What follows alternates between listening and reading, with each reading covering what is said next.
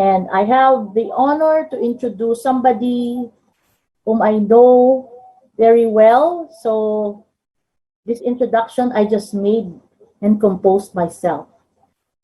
All right, so our next speaker, whom I will now introduce, is no stranger to many of us in the ICT sector. She's been with us for more than a decade, especially she's very familiar, especially to a lot of ICT councils who've existed for quite some time already. She rose from the ranks as a dedicated public servant for almost 2 decades, since the time of the Commission on Information and Communications Technology, or CICT, under the Office of the President, where she was very much involved in the inception of the National ICT Confederation of the Philippines in 2008. Currently, she leads a very essential part of the Department of Information and Communication Technology, or DICT, where she oversees major projects aligned with the advocacy of NICP and us all in the ICT councils. First, the promotion of Next Wave Cities, which now eventually is called the Digital Cities Program, in collaboration with the Information Technology Business Process Association of the Philippines, or IDPAP, and Lichu and Associates, and different other departments such as DTI, DOST, all those which we have also requested to be present this afternoon. She also leads the Digital Governance Awards for DICT, formerly the E-Governance Awards, which was started by NICP during my presidency in 2012, and the Department of Interior and Local Government. She also oversees the startup support programs of the ICT, which is our topic this afternoon, and emerging technologies programs for the ICT. It is my pleasure and privilege to please welcome the Director of the DICT ICT Industry Development Bureau, Director Emilu Versosa Delphi. Hi, Attorney Giselle. Thank you, everyone. Hi, Attorney Giselle. Oh my gosh, kumukulog dito. Sana hindi mag-brown out. But anyway, I'm actually happy to be here. Bakit naka-off yung aking video? Okay. So, my gosh, para kung I'm so overwhelmed because as mentioned by Attorney Giselle, I've been part of the NICP journey since its creation in 2008 in Iligan City.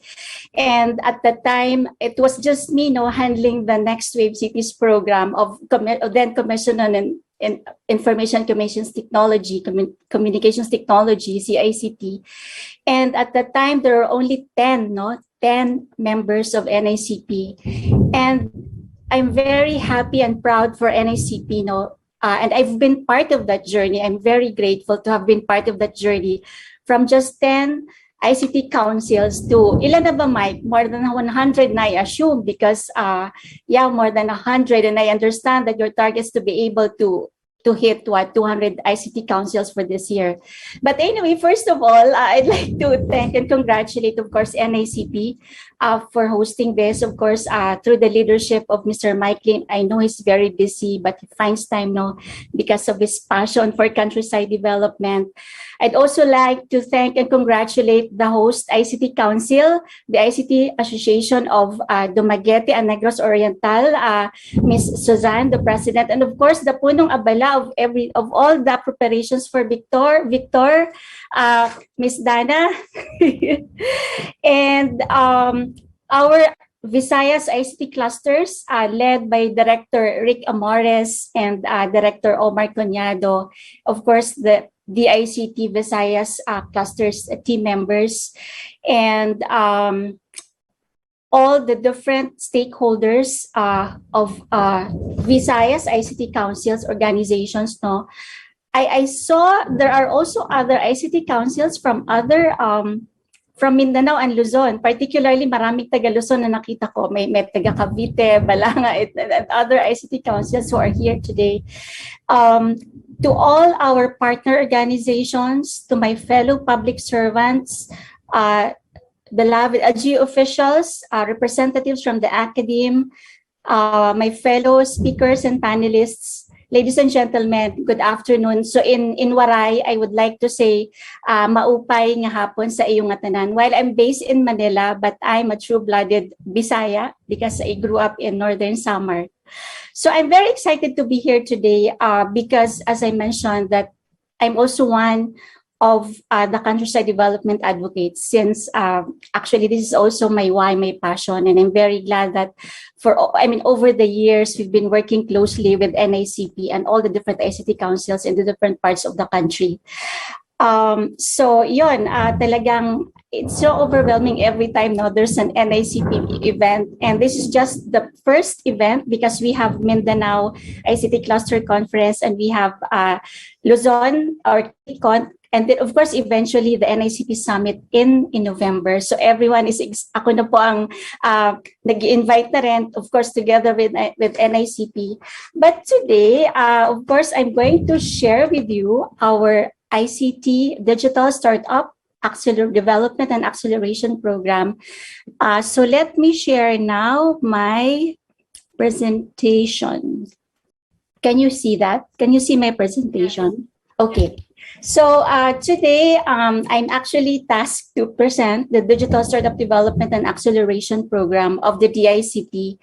And as you may know, even before we became DICT, even we were then commissioned on ICT and then ICTO under DOST, we've been implementing different startup initiatives for the entire country to be able to, of course, promote, improve our startup ecosystem.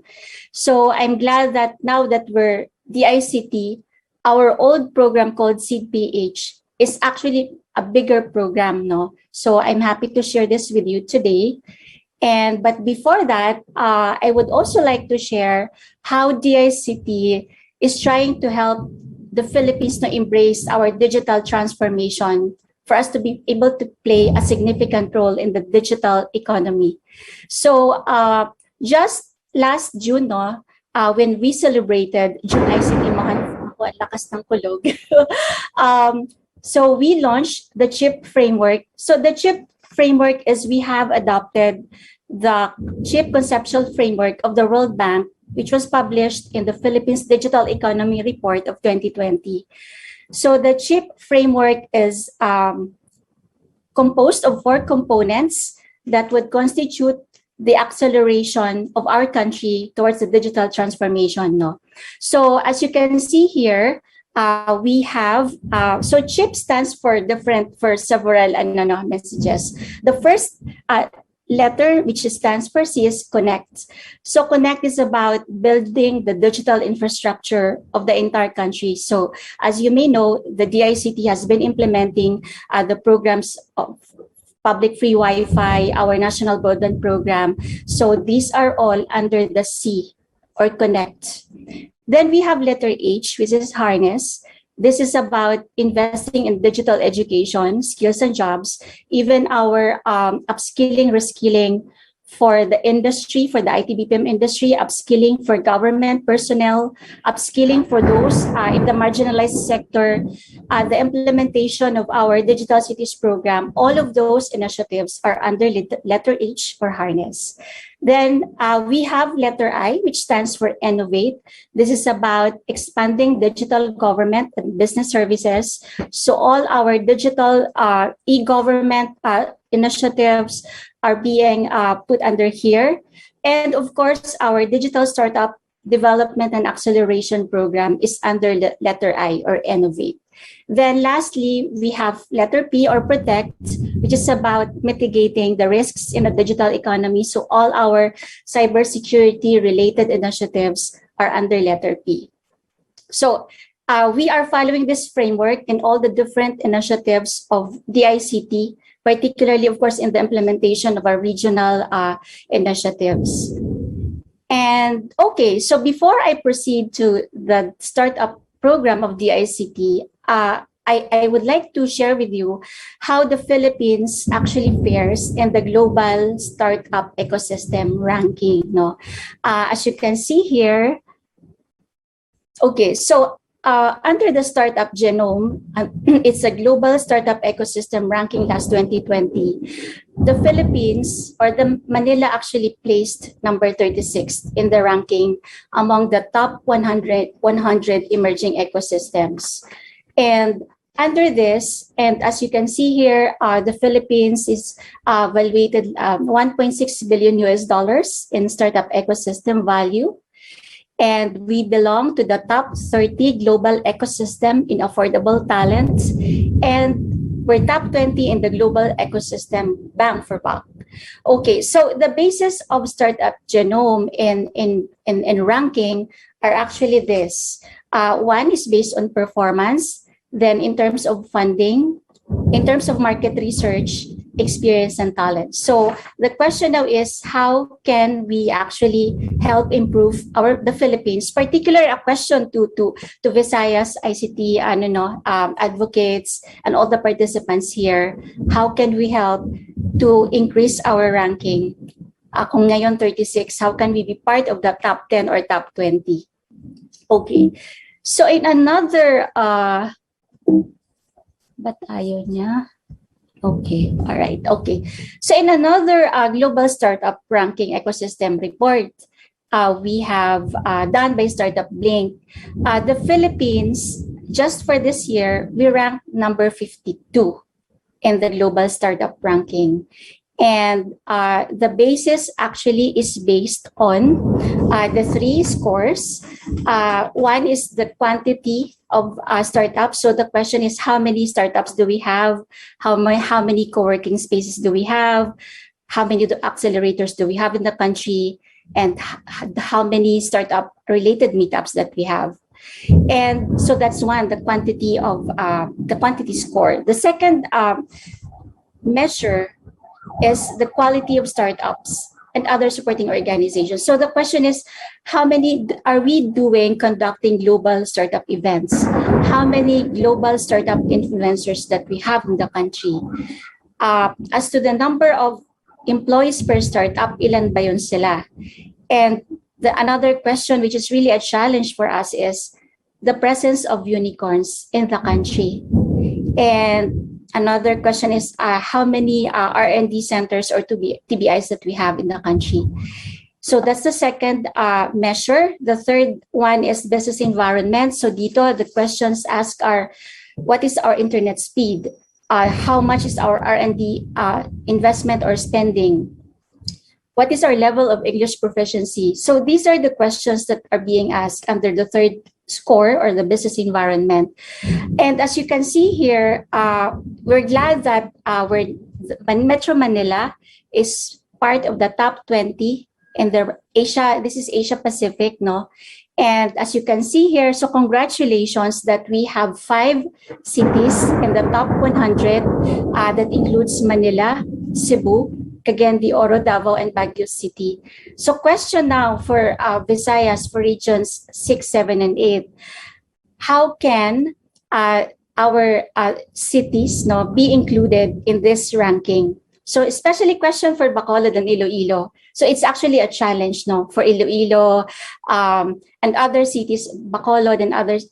And congratulations to Cebu because meron pong nakasama sa Visayas na city. So that's we would like to pose that question to you, and the challenge for next year. Hopefully, we will have more cities in Visayas to be part of this top 100 cities in the global startup ecosystem ranking. Okay, so now let me go to the DICT's program. So the DICT, as you may know, we're actually one of the 3 lead agencies in the implementation of One Philippine Startup Development Program because of the passage of the Philippine Innovative Startup Act. But as I would like to share that even before the passage of that law, we've been implementing the different startup initiatives in the different parts of the country. And before 2018, the 3 agencies, DTI, DOST, and DICT, have been implementing separate initiatives. And it's good that in 2018, the 3 agencies sat down together and signed a memorandum of agreement or understanding that the 3 agencies will have to work together aligned with each other, complement with each other as far as startup development initiatives are concerned. So, and of course, we're very glad that in 2019, it was even more institutionalized because of the passage of RA 11337, or the Innovative Startup Act. So, of course, the goal is to be able to provide benefits, incentives, different programs to help strengthen, promote, develop the Philippine startup ecosystem and our Filipino startups. So with the passage of the law, the three agencies, the ICT, DTI, and DOST, are mandated to lead the implementation of one Philippine Startup Development Program. So it's a whole of government approach in terms of implementing one startup initiative for the entire country. And few months ago, the three secretaries of the three agencies, together with our three undersecretaries, have signed a joint administrative order, which is basically the creation of a steering committee that would be composed of the three agencies to be able to implement one Philippine Startup Development Program.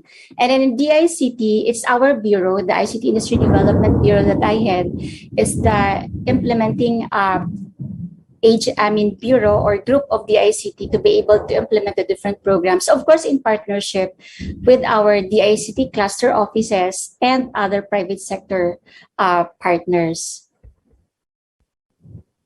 And so just to show you how are the three agencies working together, so we've actually mapped out one startup development program of the three agencies, because as we understand now, each one is still mandated and we have our own specific startup programs. So as you can see here, the ones in, anong tawag dyan, green, are the ones being implemented by DICT. So meaning the pre-seed and seed stage, or formation and validation stage, that will be the role of both DOST and DICT. In terms of the growth stage, that will be the role of the Department of Trade and Industry in terms of scaling up and helping promote our startups to the world, to the different parts of the world. So I won't go through each one, but can I go now to the DICT Startup Development and Acceleration Program? So these are the objectives, but basically the goal is to be able to establish a strong Philippine startup ecosystem by providing support, grants, whatever support it will have to extend to be able to make our Filipino startups competitive. And DSDAP, masyado pong mahaba, Digital Startup Development and Acceleration Program, or DSDAP, is composed of 4 sub-programs or components. And these are the 4. The first one is the Philippine Startup Portal.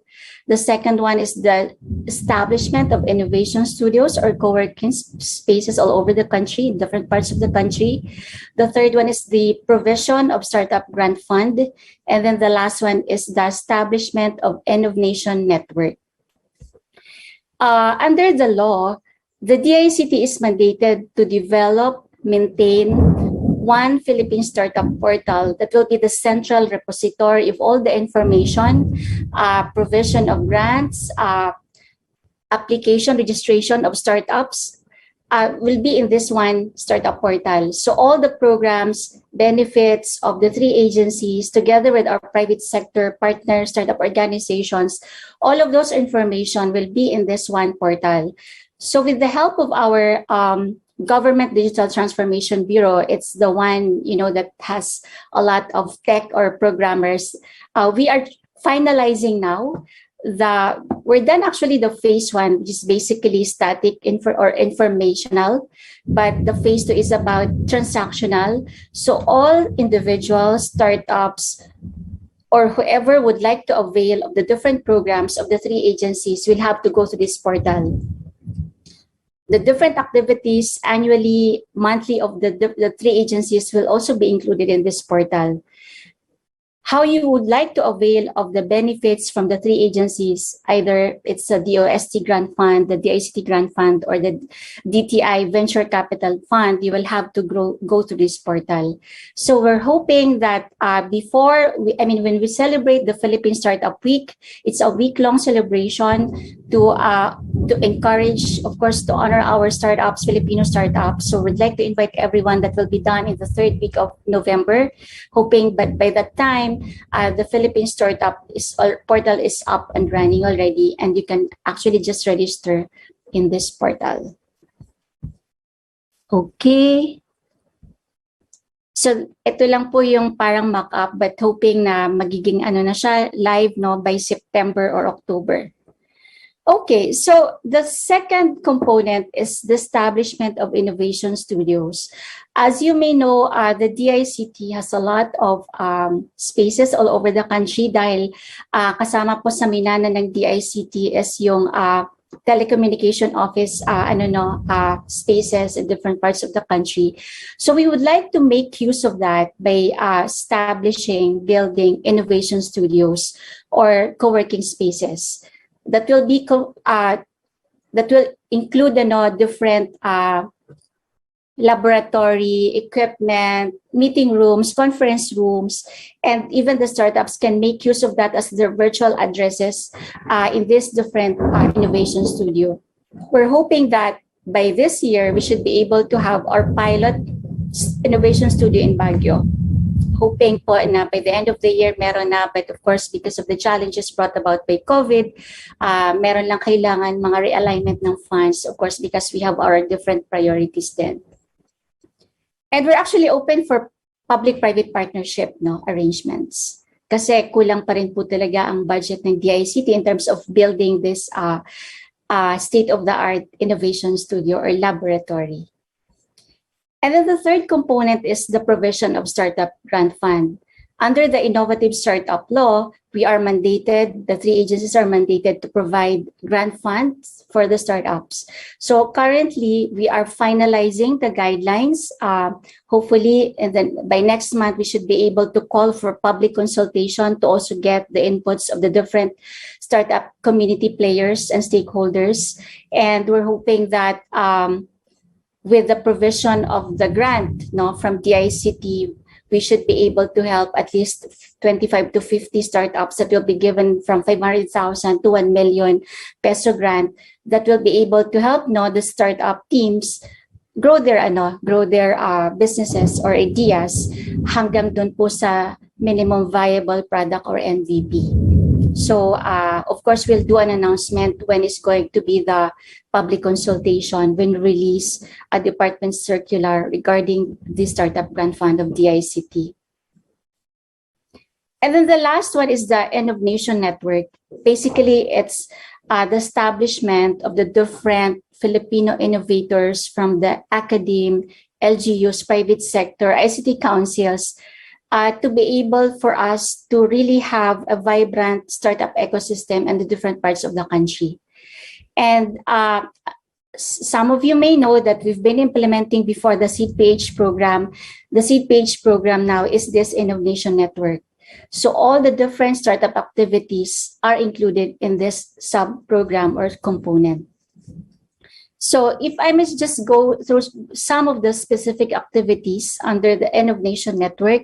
So basically, the goal is to be able to conduct activities that will, of course, promote a culture of innovation and entrepreneurship in ICT to the students, to the different, to the LGUs, to the academe, and create awareness on the opportunities created by startups.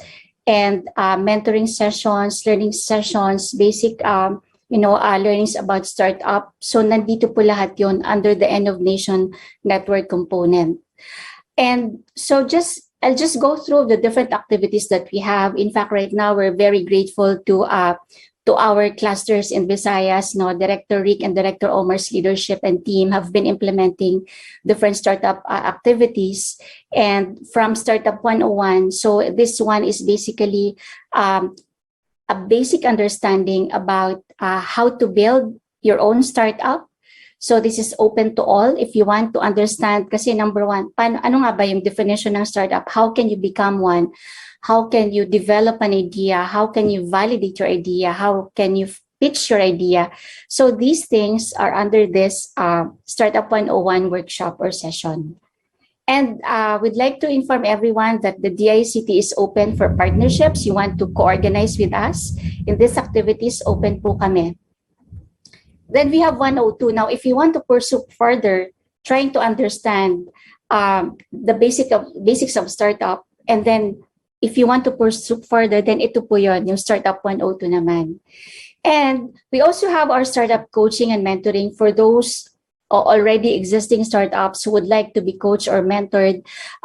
We will have pool of mentors in DICT that we can share with those startups needing for coaching and mentoring. And then we have different learning sessions from the conduct of startup kapihan, startup meetups, investor and founders meetup, and of course the conduct of different startup conferences. And again, we are open for collaboration and partnership, especially from the academia and ICT councils.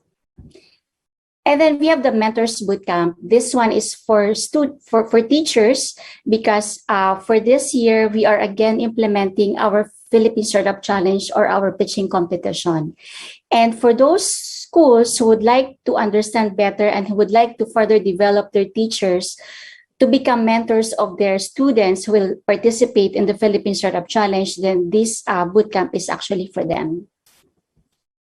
And so I would like to announce and share that we have opened the application submission for the Philippine Startup Challenge. For many years, for the past 6 years, we've been implementing the Philippine Startup Challenge.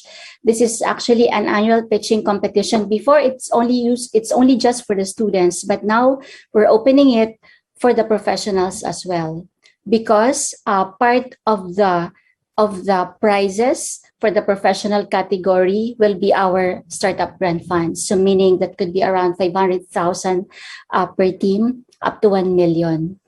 But for the students, our overall goal basically is, to have that cultural mindset that after graduation, they have an option not only to be employed, but also to become successful startups using ICT. So how can they use their creative ideas in trying to solve social problems using ICT? So we want to invite student teams. Dati it's only open for for fourth year college students. Now it's open for senior high school students, from first year to fourth year college students. And of course, we would like to invite teachers who would become mentors of these student teams. And the only thing that they will have to submit is to have the minimum viable product. So ito po, the two categories that we have, one for the student and one for professional. And in fact, we have already started accepting submissions.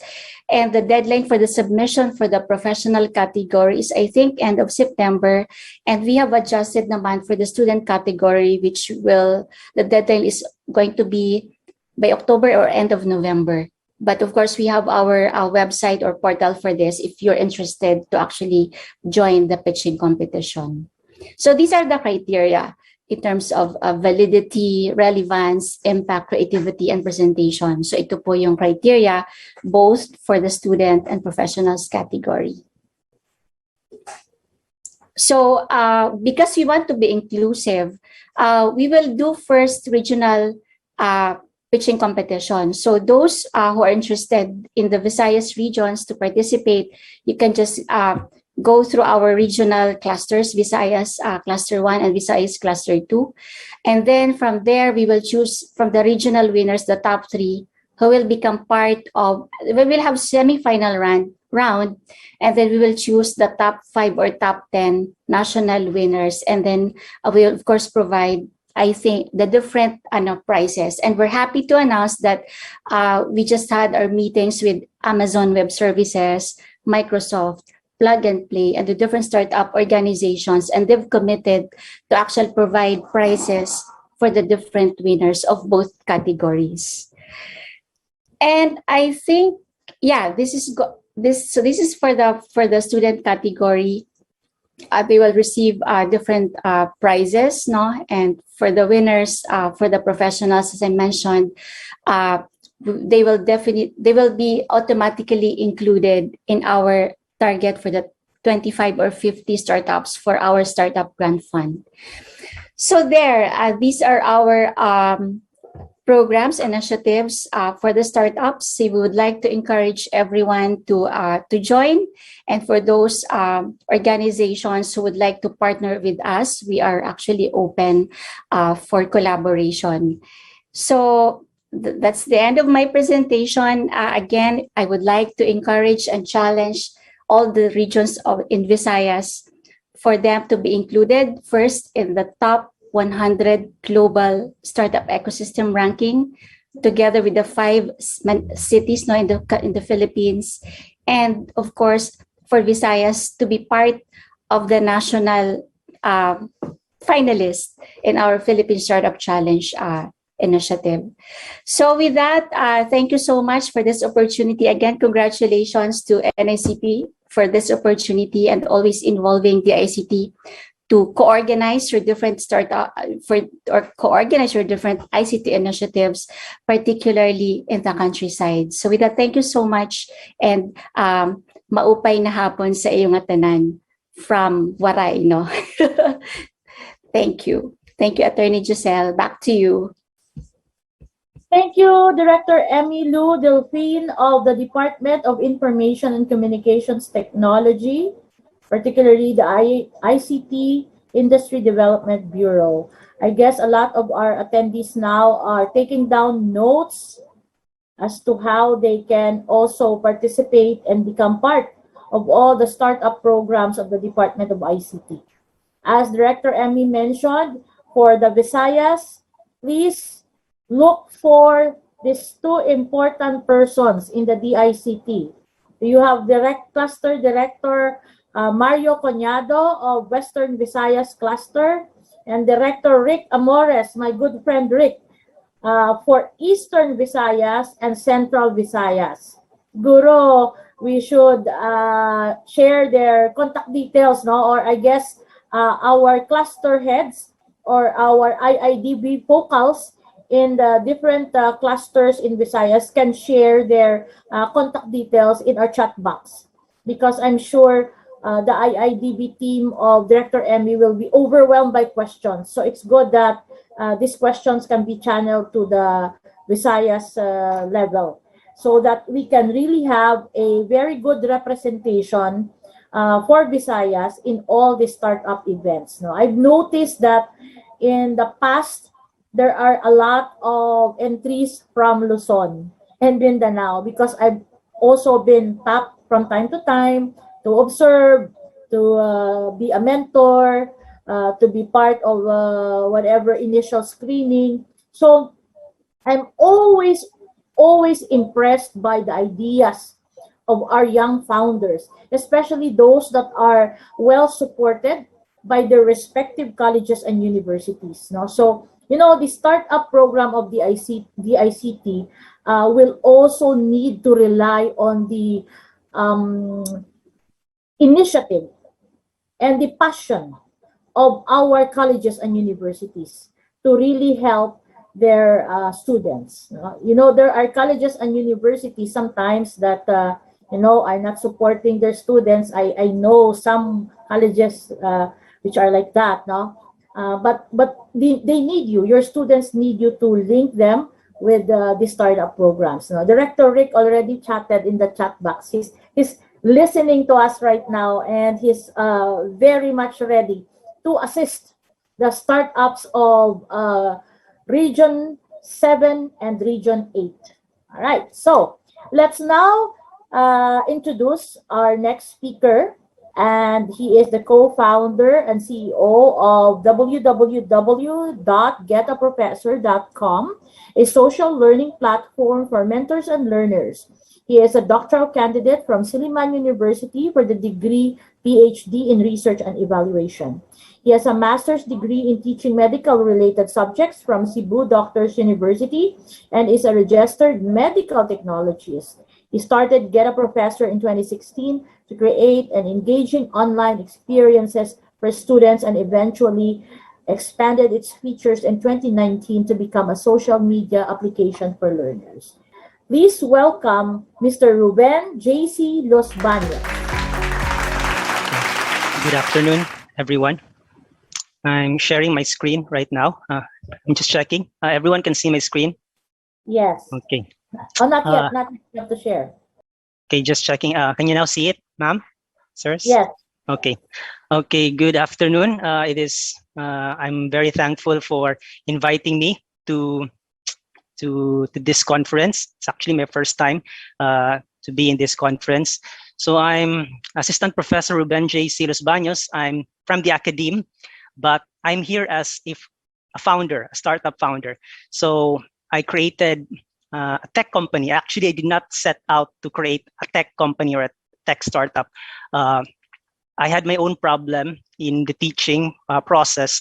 So I was really into teaching and doing research. So what I did is I had problems with the engagement of the learning experience of my students. So what I did is that I created a platform, basically it's a learning platform. And then I was seeing that my students were not really engaged in the learning platform that we had, or usually what you find normally. So I decided to integrate or create a social network. So it's a social media platform combined with the learning management system. So it's actually quite a secret back in 2016. Only me and my students knew about it. But eventually in 2019, I decided to share it to the world. And then we opened up more servers so that we can open the platform, getaprofessor.com, to more people, to more mentors, and to more teachers or professors and students. So establishing a startup in the countryside is basically my experience, because I'm here in Dumaguete City, or Negros Oriental, and I started this tech company, and there's traffic. We have already reached around 136,000 visits from the Philippines as well as from abroad. Like the next visits that we have comes from the US. So I did not really set out to start a company. What I did was to solve my own problem, and then I was thinking that I could just share this to more people. That's why we have this tech startup right now. It's getaprofessor.com. So it's going to be difficult. Actually, when I was just solving my problem for my students, it was fun. It's really fun sharing what I created. It's a website. It's a social media website as well as an app. It's a progressive web app. So you can also download it to your phone, and then we're interacting. It's like Facebook and Twitter combined with the learning management process, with learning management systems. So, but if you set out to do a startup, let's say money would be involved. So you would basically be starting with a smaller market. So like in the Philippines, compared to the US market, which is actually one of our goals. Since the second number, the next country from the Philippines is, we have the second number of visits is from the US. So our goal is also to slowly target the US market to come visit our website and our app. So, and then in Negros Oriental, we encounter a lot of people who are not really into technology, but slowly this is changing since we have millennials and Generation Z learners. So when I created the software, it was really for millennials and Generation Z who are really into social media, like Facebook, Twitter, Instagram, TikTok, and getaprofessor.com is based on those platforms. So what you can do in Facebook and Twitter, you can also do in Get a Professor, but we focused more on the learning experience. And then talking about money, like in Negros Oriental or in the Philippines, there's not much venture capital here. So what I do, when I started this, it was really my own money. So I just use up my own, and it didn't matter to me, because my passion really is in teaching and doing research, and it doesn't matter if I'm using up my own money. Anyway, I'm already employed in the university. I'm actually from Silliman University, and I've also taught in other universities like state universities. So I just want to help people, especially my students. But if we go to building a startup, and that becomes difficult because we want to make money, and one of our goals is to also employ people. We want to have stable employment. So right now, before it was just me alone. I had to do it solo, but eventually I now have other founders with me. So that's why I did not place founder. I just wanted to say that there are also other founders, but I started the company or the software on my own. But I'm not, let's say, I'm not really a developer per se.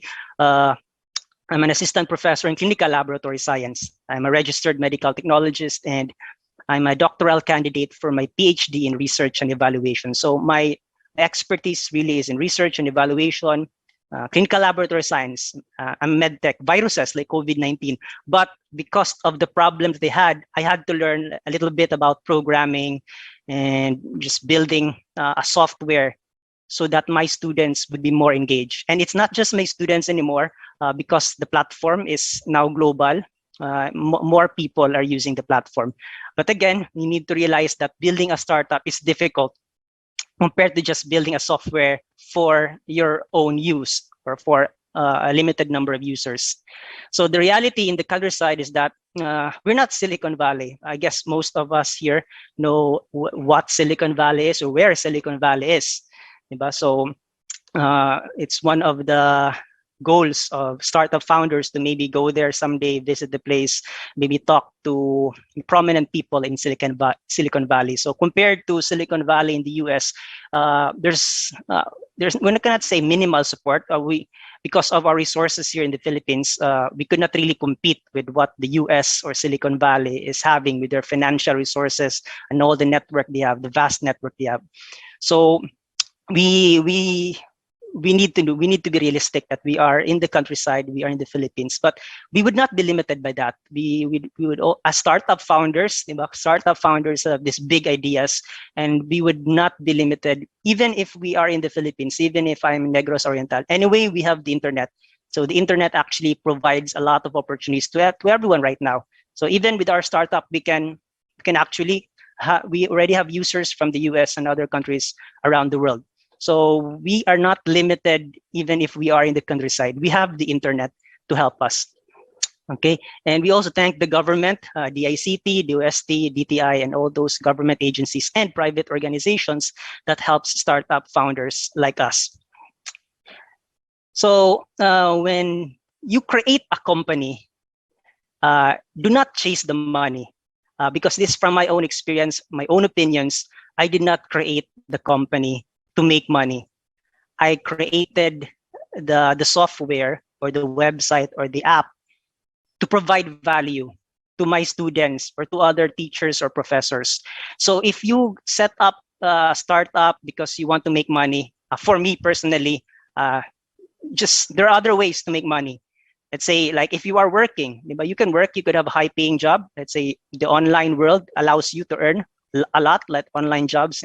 Even if you are a Filipino working here in the Philippines, you can earn as much as 150,000, 200,000 per month if you really want to. If you want to work hard, you can do that. There are a lot of online jobs. There are companies that would hire Filipino workers, online Filipino workers. So if you really want to earn money, there are other ways to make money. For me personally, if you want to create a software for the world, it's really to provide value. Because if you are just chasing money, I would tell you that there are a lot of ways to earn money. So the first thing for me, if you want to create a startup, make sure that you are providing value to the people around you or to the world. So in my case, I was providing value at first to myself, because I created the software for myself and eventually for my students. So chase value first. Create something that would provide value to people. So start a business wherein even if you are not paid, you're happy building the product. So again, in my case, I did not create the product. No one paid me to create the product. So when building the product, I had to use my own time, my own money, with all my effort, and I was not trained as a programmer or developer. So I had to learn on my own. Along the way, I had to really learn a lot. So what is important to me is the learning process. So I want to learn something that would provide value to people. So this is the first thing that you should always set in mind. Chase value, do not chase money. Because if you really want just to earn money, there are a lot of other ways to earn money. One way to earn money is that you can apply to Facebook or Google, diba? Or any big companies, or even companies here in the Philippines, and you can earn a lot of money. There are companies here in the Philippines that would pay you a lot. So as a startup founder, it would be ideal if you are a builder. So if you can create products that people find useful, you can always find a job or build a business. So start for me, if you are not a builder, you need to find a co-founder who is a builder. But personally, I was not a builder, but I had a problem and I wanted to solve that problem. So I had to learn how to develop a website, how to create a web app, a progressive web app. So you had to know how to build something. So this is very important. You need to be a builder. If you are not a builder, you can learn it, or if you don't want to learn it, if you don't have the proficiency for it, then you can find a co-founder that would help you in building your product. So, but if you are a builder, it's actually a very powerful moment because you can actually take on more risk. Why? Because you don't have to hire someone to build the product anymore. You can build it on your own. If you have a problem, I'll just build my own product and then I'll show it to people. If people do not like it, then I can change it. I can modify it. So being a builder is a very important characteristic for a startup founder. Establishing a startup, for me, is the hardest form of risk. It is a very risky proposition. We all know that, say, traditional businesses, 90% of traditional businesses would fail, much more for startups. Diba? Higher percentage of startups would fail. We should know that. We have this culture in the startup world wherein failure, you should welcome failure. But startup founders, or in the startup world, failure is normal. So if you want to go into the startup world, you should be aware that failure is normal. Every day there you would be seeing failure, you would encounter failure. And it's okay, because we do know that in failure we learn. So always take that into consideration. Every time I fail, it's a learning process. And every time I fail, I continue to fail. It tells me what would be the right thing to do the next time. So it's like joining the Olympics without even practicing once. Diba? We have Hidilyn Diaz winning the Olympics. Can you imagine Hidilyn Diaz joining the Olympics without even practicing once? It's like that for a startup, because you are introducing a product or a service to a particular market and you do not know if they would accept it or not. So that's why I relate it to the Olympics. Having a startup is joining the Olympics without practicing one. So it's crazy. So that's why actually people who start startups are actually high risk takers, and some would say crazy people, because it's like joining the Olympics without practicing once. So that's why there is a high risk of failure, and there really is high risk of failure, and you would lose money, you would lose sleep.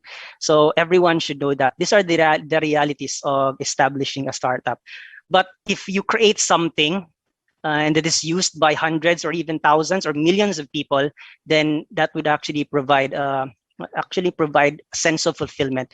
Right now, for getaprofessor.com, we have reached around 136,000 visits from around the world. So knowing that we are reaching a lot of people in the Philippines and abroad, even if we are not earning a lot, that is still something.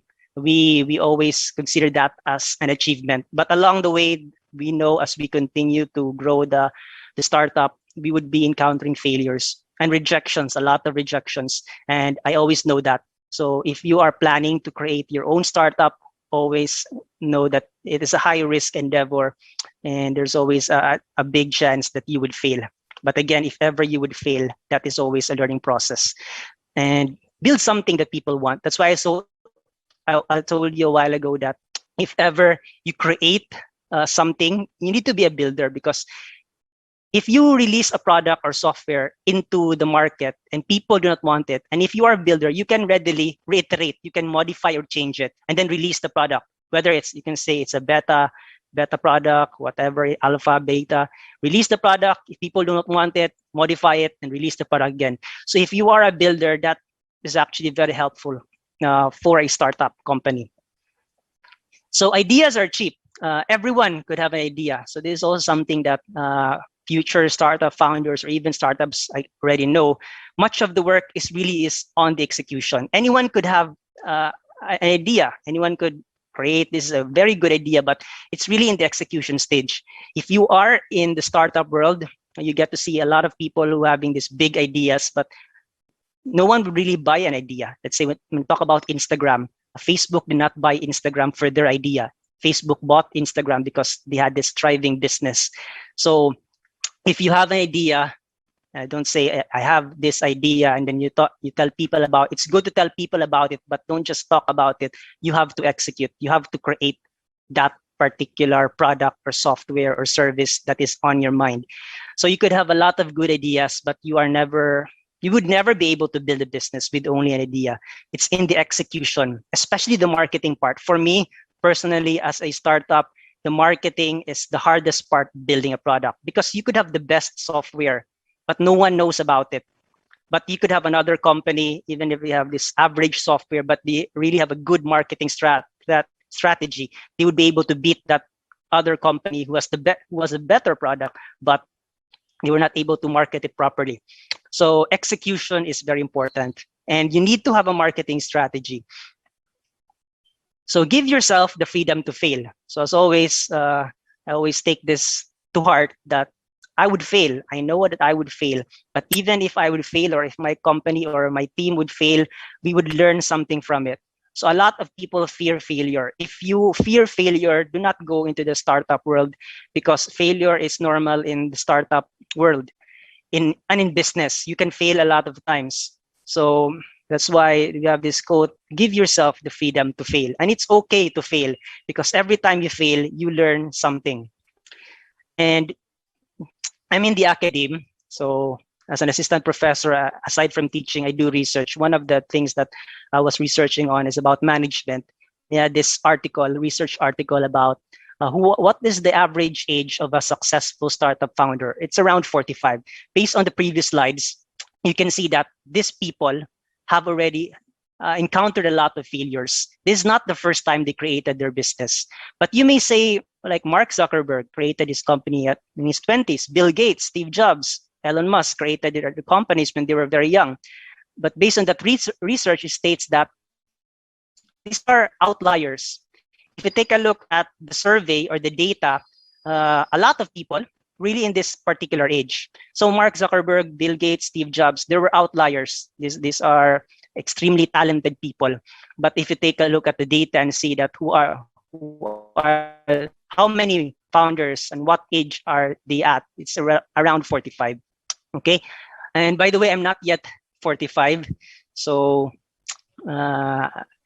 it's okay for me to fail. Even if this venture would fail, a lot of failures would come along the way. So always take that into consideration. If you're not yet 45, you can still do a lot. And even if you are beyond 45, you're already 60 or 70. I always have this example of KFC, right? Kentucky Fried Chicken. They said the founder was already in his 60s when he created that successful company. So that's something that everyone should actually, I wanted to share that. So find your users. So forget the professor. I already had my users because I created the software for my own problem, for my class.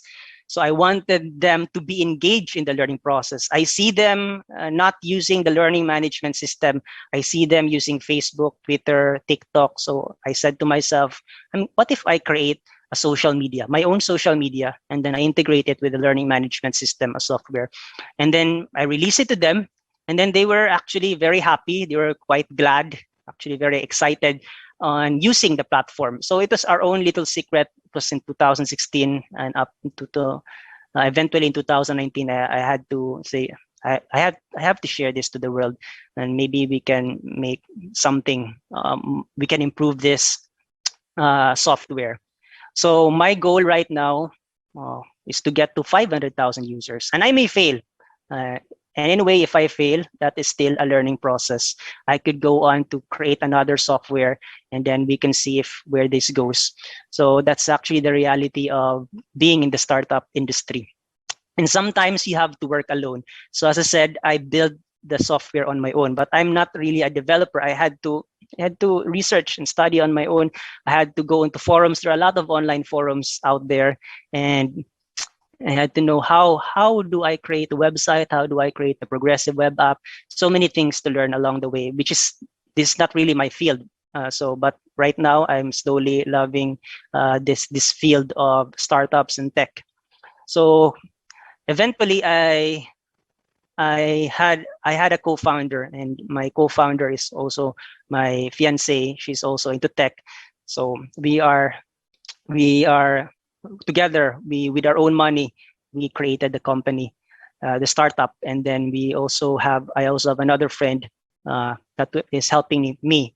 Hopefully, we are going to create the native app so that we could have a native app for our startup, since we only have the progressive web app, which is still downloadable, but it would be better if we could also have the native app. So marketing is very important. So it's not so much the product, but it's also about the marketing strategy on how to get your users. So it first started with my own students, but I said I need to get to 500,000 users. Now I'm in Siliman University, and I heard about the TBI, Siliman University Technology Business Incubator. So I contacted the manager. I think she's here, the assistant professor Forrester, and we talked about the startup or the software, and we are now also being incubated in the Siliman University Tech Business Incubator. Actually, they did not know about the software that I created because I just wanted to be our own little secret for my students, with my students. But eventually, I really wanted to share this to everyone. So that's why we shared it with the TBSU TBI and with DOST and other agencies and organizations. And it is my pleasure to share our software, our website and app to you guys, to everyone here. So we are trying to keep the product alive. And for me, if I'm still alive, I would always keep the product alive because I'm already using it. It is solving my own problem. It is solving the problem of my students. But if you want to reach to 500,000 users or more, then we really need more resources, more talent, more capital. So keeping the product alive is actually the main purpose of the CEO or the founders. If your product is not working, then you may have to fix it. In the past few years, if there was a problem, I had to be the one to solve the problem. I had to go into online forums asking people in the internet how to solve this particular problem because there is a bug. Someone is attacking the website. Actually, it happened a few days ago. Someone was attacking the website from another country, and I had to do it on my own. Okay, but I had to ask people how to do this, how to solve this particular problem. So if your product is not working and if you're losing your users, you really need to find a way to retain them and market to attract more users. So we validate the product. So once you have created the product for your problem and for your users, you have to find the critical mass of users that will make your business sustainable. So it's still a business. We want it to be sustainable. So you need to find the right number of users that will ensure the sustainability of your business. And then finances, for most first-time entrepreneurs, money will flow in very slowly and very unpredictably. So it is very unpredictable. Money will come in very slowly, very unpredictable. My advice is have a day job. You need to have a day job if you want to be in the startup world, because let's say it would take 3 years to 5 years to make your company profitable. So most of us do not have 3 years of savings to sustain us. Diba? Guess maybe if ever we have savings for the average person or average Filipino, guess you only have 6 months to 1 year. So if you don't have 3 years of savings to sustain your operations, it would be better if you would have a day job so that you won't be stressed to make money as soon as possible. And it's not ideal to make money as soon as possible if you're talking about tech startups, because we want to build a product or service that is really good, that is of high quality for our users. So these are the steps. I think I'm on the last few slides. how to establish a startup in the countryside, have a business idea. So you should start a business in an industry you already know very well. So if in my experience, the startup started in the education industry because that is my job. I'm in academia as an assistant professor. So my job was really in teaching students, doing research. So if you want to create a startup or build a software or any business, make sure that you know that business really well. Let's say you have been working in that particular industry for maybe at least 3 to 5 years, and then so that you know the realities within that industry. So for me personally, I've been in the education industry for more than 10 years because I started, let's say, at 20 years old. I started teaching in universities, state universities and private universities. So I have more than 10 years experience in academia. So I built a software for academics and college students. So have a business idea and make sure that that business idea fits to the industry that you are in or wherein you have experience in that particular industry. And make sure, as stated, I think a few slides back, you need to have your day job. So you don't want to be in a position wherein you are pressured to make money right away because you want to have a software or a product or service that is of high quality that our users would love. So if you are pressured to make money right away, you may make a lot of mistakes, just release the particular product. So personally, make sure you still have your day job. So you could be working in your day job for 8 hours, plus in the startup another 8 hours. This could be 16-hour work days, but that's the reality if you want to be in the startup industry. But in my case, I'm in academia. We have a flexible schedule. Like in the summer, there are no classes during the summer, so I can work. I can work on the startup or the software. So I guess the working arrangement in my industry is better for startups. I think we have this concept of academic entrepreneurship, especially in the US. They have professors or researchers who spin off their software, they spin off their products. So if they have this invention, they're able to spin off this to a particular company. So we have this concept of academic entrepreneurs or academic entrepreneurship. So find a co-founder. It is very important, and you need to have a co-founder. At first, you may do it on your own, but it is difficult to do it on your own. Let's say if you really want your company or startup to grow. So you will not have the time to build it, to market it, and sell it on your own. So you need to have other co-founders. So for me personally, I was building it, but I really wanted to look for someone who would help me in building the product, like for the native app, someone who would build it, and for marketing and selling. So if you do find a co-founder, make sure it is someone that you trust. This is very important. You don't want your co-founder leaving you later on. So how would you know that this co-founder is the right fit? This is like dating. You need to date for a while. See if your personalities would fit with each other, and your age, you have your responsibilities, because if you're younger, you would have less responsibilities. If you would have let's say someone who has a family already, has a baby, and there would be, you would put in less work to your startup. So you need to make sure that your co-founder is someone that you trust and someone you can really work with, and someone who is excited with your idea. That's also very important. You don't want to have a co-founder who is not excited about your idea. So if they're not excited about your idea, it's much better to look for another co-founder to help you with your startup. So I guess everyone is already familiar with this, the 3H for a startup team. You need to have a hacker. So I guess I was the one building it, but I cannot say that I'm a really good developer. So at first, I was the one creating the product. And then the hipster, my co-founder, he can do a little bit of designing, and then hustler. I can relate to the hustle. For the hacking, maybe I can build a website just using basic softwares out there, but I can relate to the hustler because I also had previous businesses before.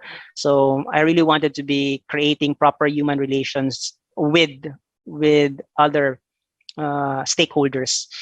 So right now it's me on hustling as well as in hacking. Hopefully another co-founder would help me in hacking the more products.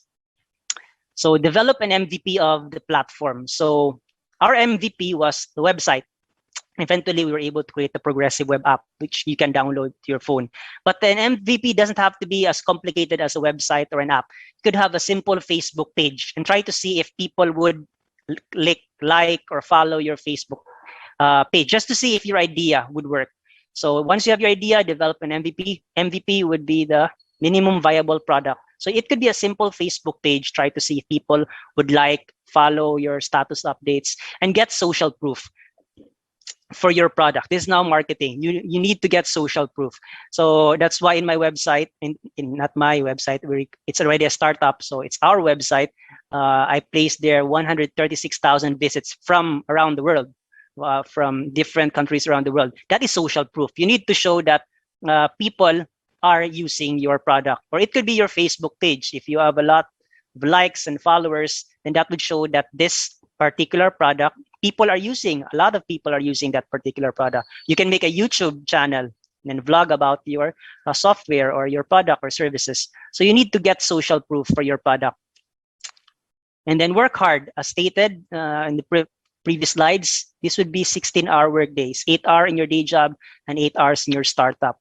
Now, talking about the day job, you need to have a day job because you don't want to be pressured to make money as soon as possible, because in reality, we have bills to pay, right? We need to pay our bills. So if you just focus on your startup, it's not yet earning money, and where would you find money to pay your bills? So personally, it would be better if you still have your day job. And again, I'm in academia. I like the concept of academic entrepreneurship, spinning off my research and turning them into startup companies. So do not fear failure, because failure is one of life's greatest teacher. And this is my last slide. I always love the book from Proverbs. All hard work brings a profit, but mere talk leads only to poverty. So it's about the idea. If you're just talking about your idea, you're not doing the hard work, it would still lead to poverty. So God bless those who work hard. He wants us to use the talents He's given us to fulfill His plans for us. So as a startup entrepreneur, continue to work hard and not let failures dampen your spirit. God would always come through. So thank you, everyone. Thank you very much, Professor Ruben J.C. Los Baños. So now let's go to our next speaker, whom I will introduce. Our next speaker holds a key role in the innovation culture of Silliman University. She is an educator, an entrepreneur, a researcher, and a community leader. A CHED RQUAT, or Regional Quality Assessment Team accrediting member for Region 7 for Information Technology and Computer Science programs, and a former member of the board for ICT Dumaguete. She promotes the use of ICT in the classroom and encourages strong academic industry government linkages for relevant and up-to-date education and training. Aside from her full-time current position at Silliman University, she also teaches both at the College of Computer Studies and the College of Business Administration in the same school, having a background in Master in Information Technology at the University of San Jose Recoletos, Cebu City, Master in Business Administration from the Silliman University, and Diploma in Computer Science from the University of the Philippines Open University. At present, she is working on a proposal for her dissertation for PhD degree in education, major in research and evaluation. Through these years, she had authored a number of researches or research works, taught in local and international conferences, facilitated in many different technology and business-oriented trainings, and organized conferences and workshops. All of this made her assume leadership in a group, built her confidence and self-esteem, and made her learn how to break down social and cultural barriers. For her, the most fulfilling part of this is having developed her pleasure for sharing, inspiring, and motivating, as well as helping people to discover themselves and provide assistance. Ladies and gentlemen, our next speaker to talk about the role of TBIs, or Technology Business Incubators, in the startup ecosystem is the Technology Business Incubator, or TBI Manager at Silliman University, Dumaguete City in the Visayas. Please join me in welcoming Assistant Professor Janice Antoinette Forster. Hi, everyone. Good afternoon. I see a lot of friends in the participant, and I'd like to thank you also for that very generous introduction of myself. Yeah, so I'm invited to talk about the role of TBIs in the startup ecosystem, and I'm going to talk about, in particular, how we linked up with the OST and how we are doing at Silliman University. Okay, so let me start by the definition of TBI because I'm sure that not all of you are familiar with the acronym. TBI stands for Technology Business Incubation, and actually it has three definitions. It's a process of nurturing business startups in techno enterprise. It's also an ecosystem where innovation is promoted and supported towards commercialization, and it's a facility where startups are hosted and business development services are provided. Now, in Silliman University, we actually started promoting innovation, creativity, and invention a few years before we started, or we actually became a TBI.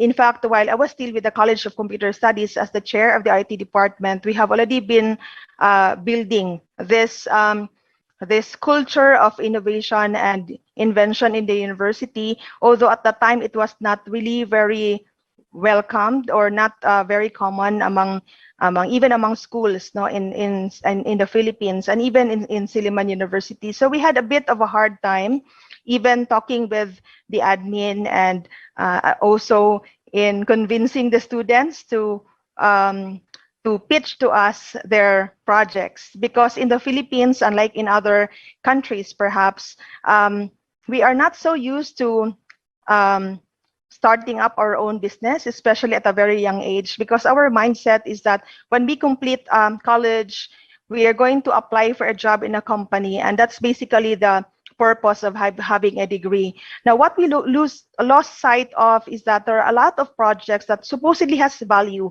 but it ended up becoming a sole submission to a requirement for a degree, and it ends up getting dust on the shelf. Many years ago, as a chair of the IT department, I have seen a lot of student projects in the IT department, for example, that were really even customized to the needs of a particular office or department, or even some small-time businesses around Dumaguete. But in the end, there was no support, there was no sustainability. And so the mindset of the students is that they work on a project and then they complete the task, whatever requirements they have, submit it as a requirement for their diploma, and then that's it. That's what they're going to use to be employed by another company, but not really to start their own and create a startup. So it was also a challenge for me in the beginning. I thought that it was going to be difficult starting a new department in a university where everything is new and strange, and not the policy were not yet very clear. So I thought that I was getting a rock and putting it and knocking it on my head, instead of just letting it be and me staying in the College of Computer Studies. But I took the challenge anyway. So basically, the concept of creating incubation in the academe started when DOST recognized that technopreneurs are the key to economic growth. And after that, it basically followed that they started to come up with a TBI program, a Technology Business Incubation Program. And part of this program is to give a maximum of 10 million to schools who apply and who gets accepted. And it's a way for them to start up their TBI in their own respective schools based on the strength of that particular academic institution. And they will acquire the equipment necessary. They will be able to pay off the 2-year period of operation. Now, for the people who will run the TBI in this different academic institutions. And so we applied for this program. It basically has three major objectives: to create jobs, to develop entrepreneurs, and to promote public-private partnerships in regional economic development. I recognize that for many years, there was also a gap between the kind of graduates that we produce in different courses and the skills that they have after graduation. So basically, here we also not only align our curriculum with their needs, but we also look at the technopreneurship value or technopreneurial value of the different projects that we work on that might eventually be of help to businesses or organizations. So we applied for the TBI program, and so this is basically the goal of that program, to establish a TBI facility in the different higher education institutions, to establish an incubation program, to create services and network for young technopreneurs, and to create initial to provide for the initial operation salaries and equipment. So basically, if you are a startup, all you have to do is to approach a TBI nearest you, and you can use their address, for example. They can use you can use their facilities, you can use their equipment. They will provide the mentoring, and that's why you're called an incubatee. No, so it's like an egg. You're being incubated until such time that you are ready to hatch and ready to compete with the world. No. So to speak. So if you are in any part of the Philippines, there are now 48 different TBIs operating in the country. Of course, in the Visayas, we have Silliman University, we have TUP Visayas, and then of course we have Cebu. This one includes already those who were already an incubator long before the HIRIT program of the UST started. So there were old TBIs, the senior TBIs, prior to the ones that were given the funding by the OST. So yeah, so these were those universities who were willing to institutionalize entrepreneur program, change the mindset, and prepare the universities. At the same time, this also coincided with the CHED memorandum on the integration of technopreneurship in the different courses. Later, I will show you what we're doing in integrating technopreneurship in the different courses in college.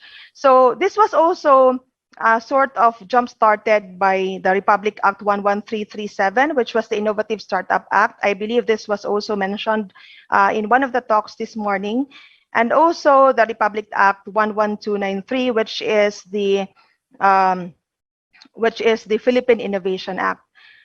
So that's how we started with the Synergy TBI at Silliman University. Actually, we became officially operational in 2019 after 1 year of training with the DOST. So it's like prior to the HIRIT program, which was in 2018, they have already granted several universities with a budget, but they never thought of giving the TBI manager some sort of training in order to run the TBI. So that's one of the learnings of the OST. So that's why they came up with the HIRIT program, added more into the list of incubators in the Philippines. But at the same time, they created a program wherein all of these universities will identify two people, one who will be sitting as the for the patenting and licensing, and another as the project leader, and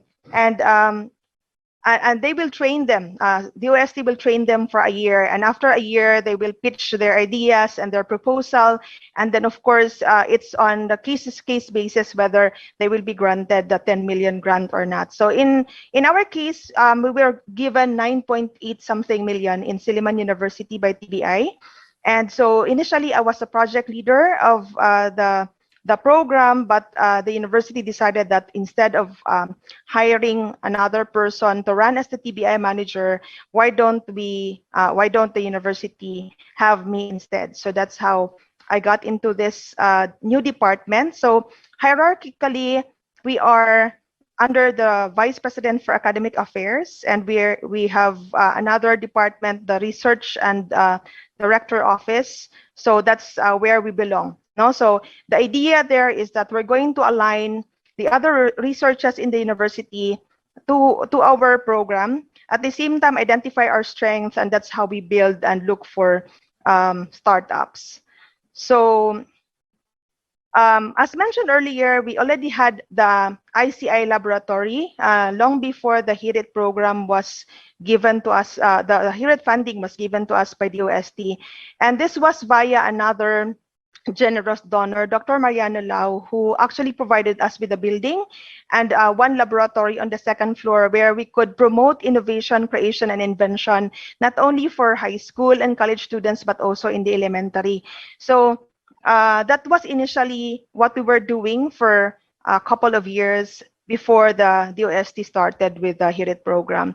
So it was envisioned to serve as a classroom, a teaching extension facility for teachers, a service learning facility, a learning facility for robotics club, a recreation room, and most importantly, a mini incubation facility. So this is the program that enabled us to provide free computer education trainings to our senior citizens on weekends, pre-COVID time. Also, we were able to provide free computer training to those employees working in any offices, even outside Silliman, those who do not have any, who lack the skills in using the digital tools. And we also offer the same training for students who are outside the Silliman University curriculum, who are schooling outside Silliman University, but who do not have the right technology and the right curriculum to learn graphics and video editing. So that was for free, and each program ran for 3 months. At the end of the 3 months program, we would raffle out a laptop and 5,000 peso cash and a 3,000 peso cash for the second and third runner-ups respectively. So it was running well until COVID came. So I guess we were able to run five programs for the free computer education program, and that's thanks to Dr. Mariano Lau, who provided us with the funds.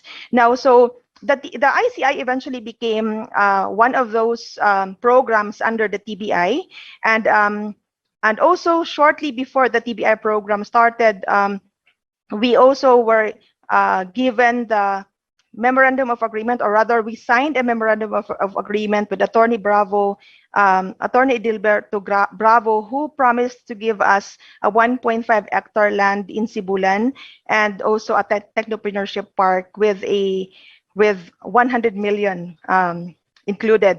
So we already have started with the plans, but until now it's on hold because of with the COVID pandemic, maybe because the university thinks that it's not going to be utilized 100% now yet. Anyway, so in the later slides, I will share with you how we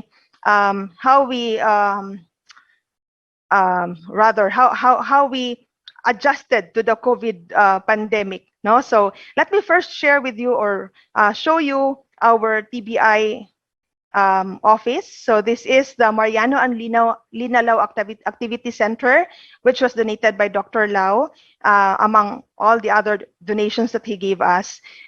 We have here our different offices, and as you can see, we wanted to promote the innovation and the inspiring environment. So that explains all the colors and the paints. No, so all of this. Aside from this facility in the Mariano and Lina Lau Activity Center, we also have access to the Oitengso Foundation Computer Center. One of the laboratories there is the Apple Laboratory, no, in the incubation laboratory. So I think I have shown that here in one of the photos. Okay, so this is the Mariano and Lina Lau Activity Center. This is where I am at the moment. We are on the second floor of this building, and these are some of those areas and paintings that we did. Again, thanks to Dr. Mariano Lau. Yeah, so this is where we used to hold different programs for ICI and TBI.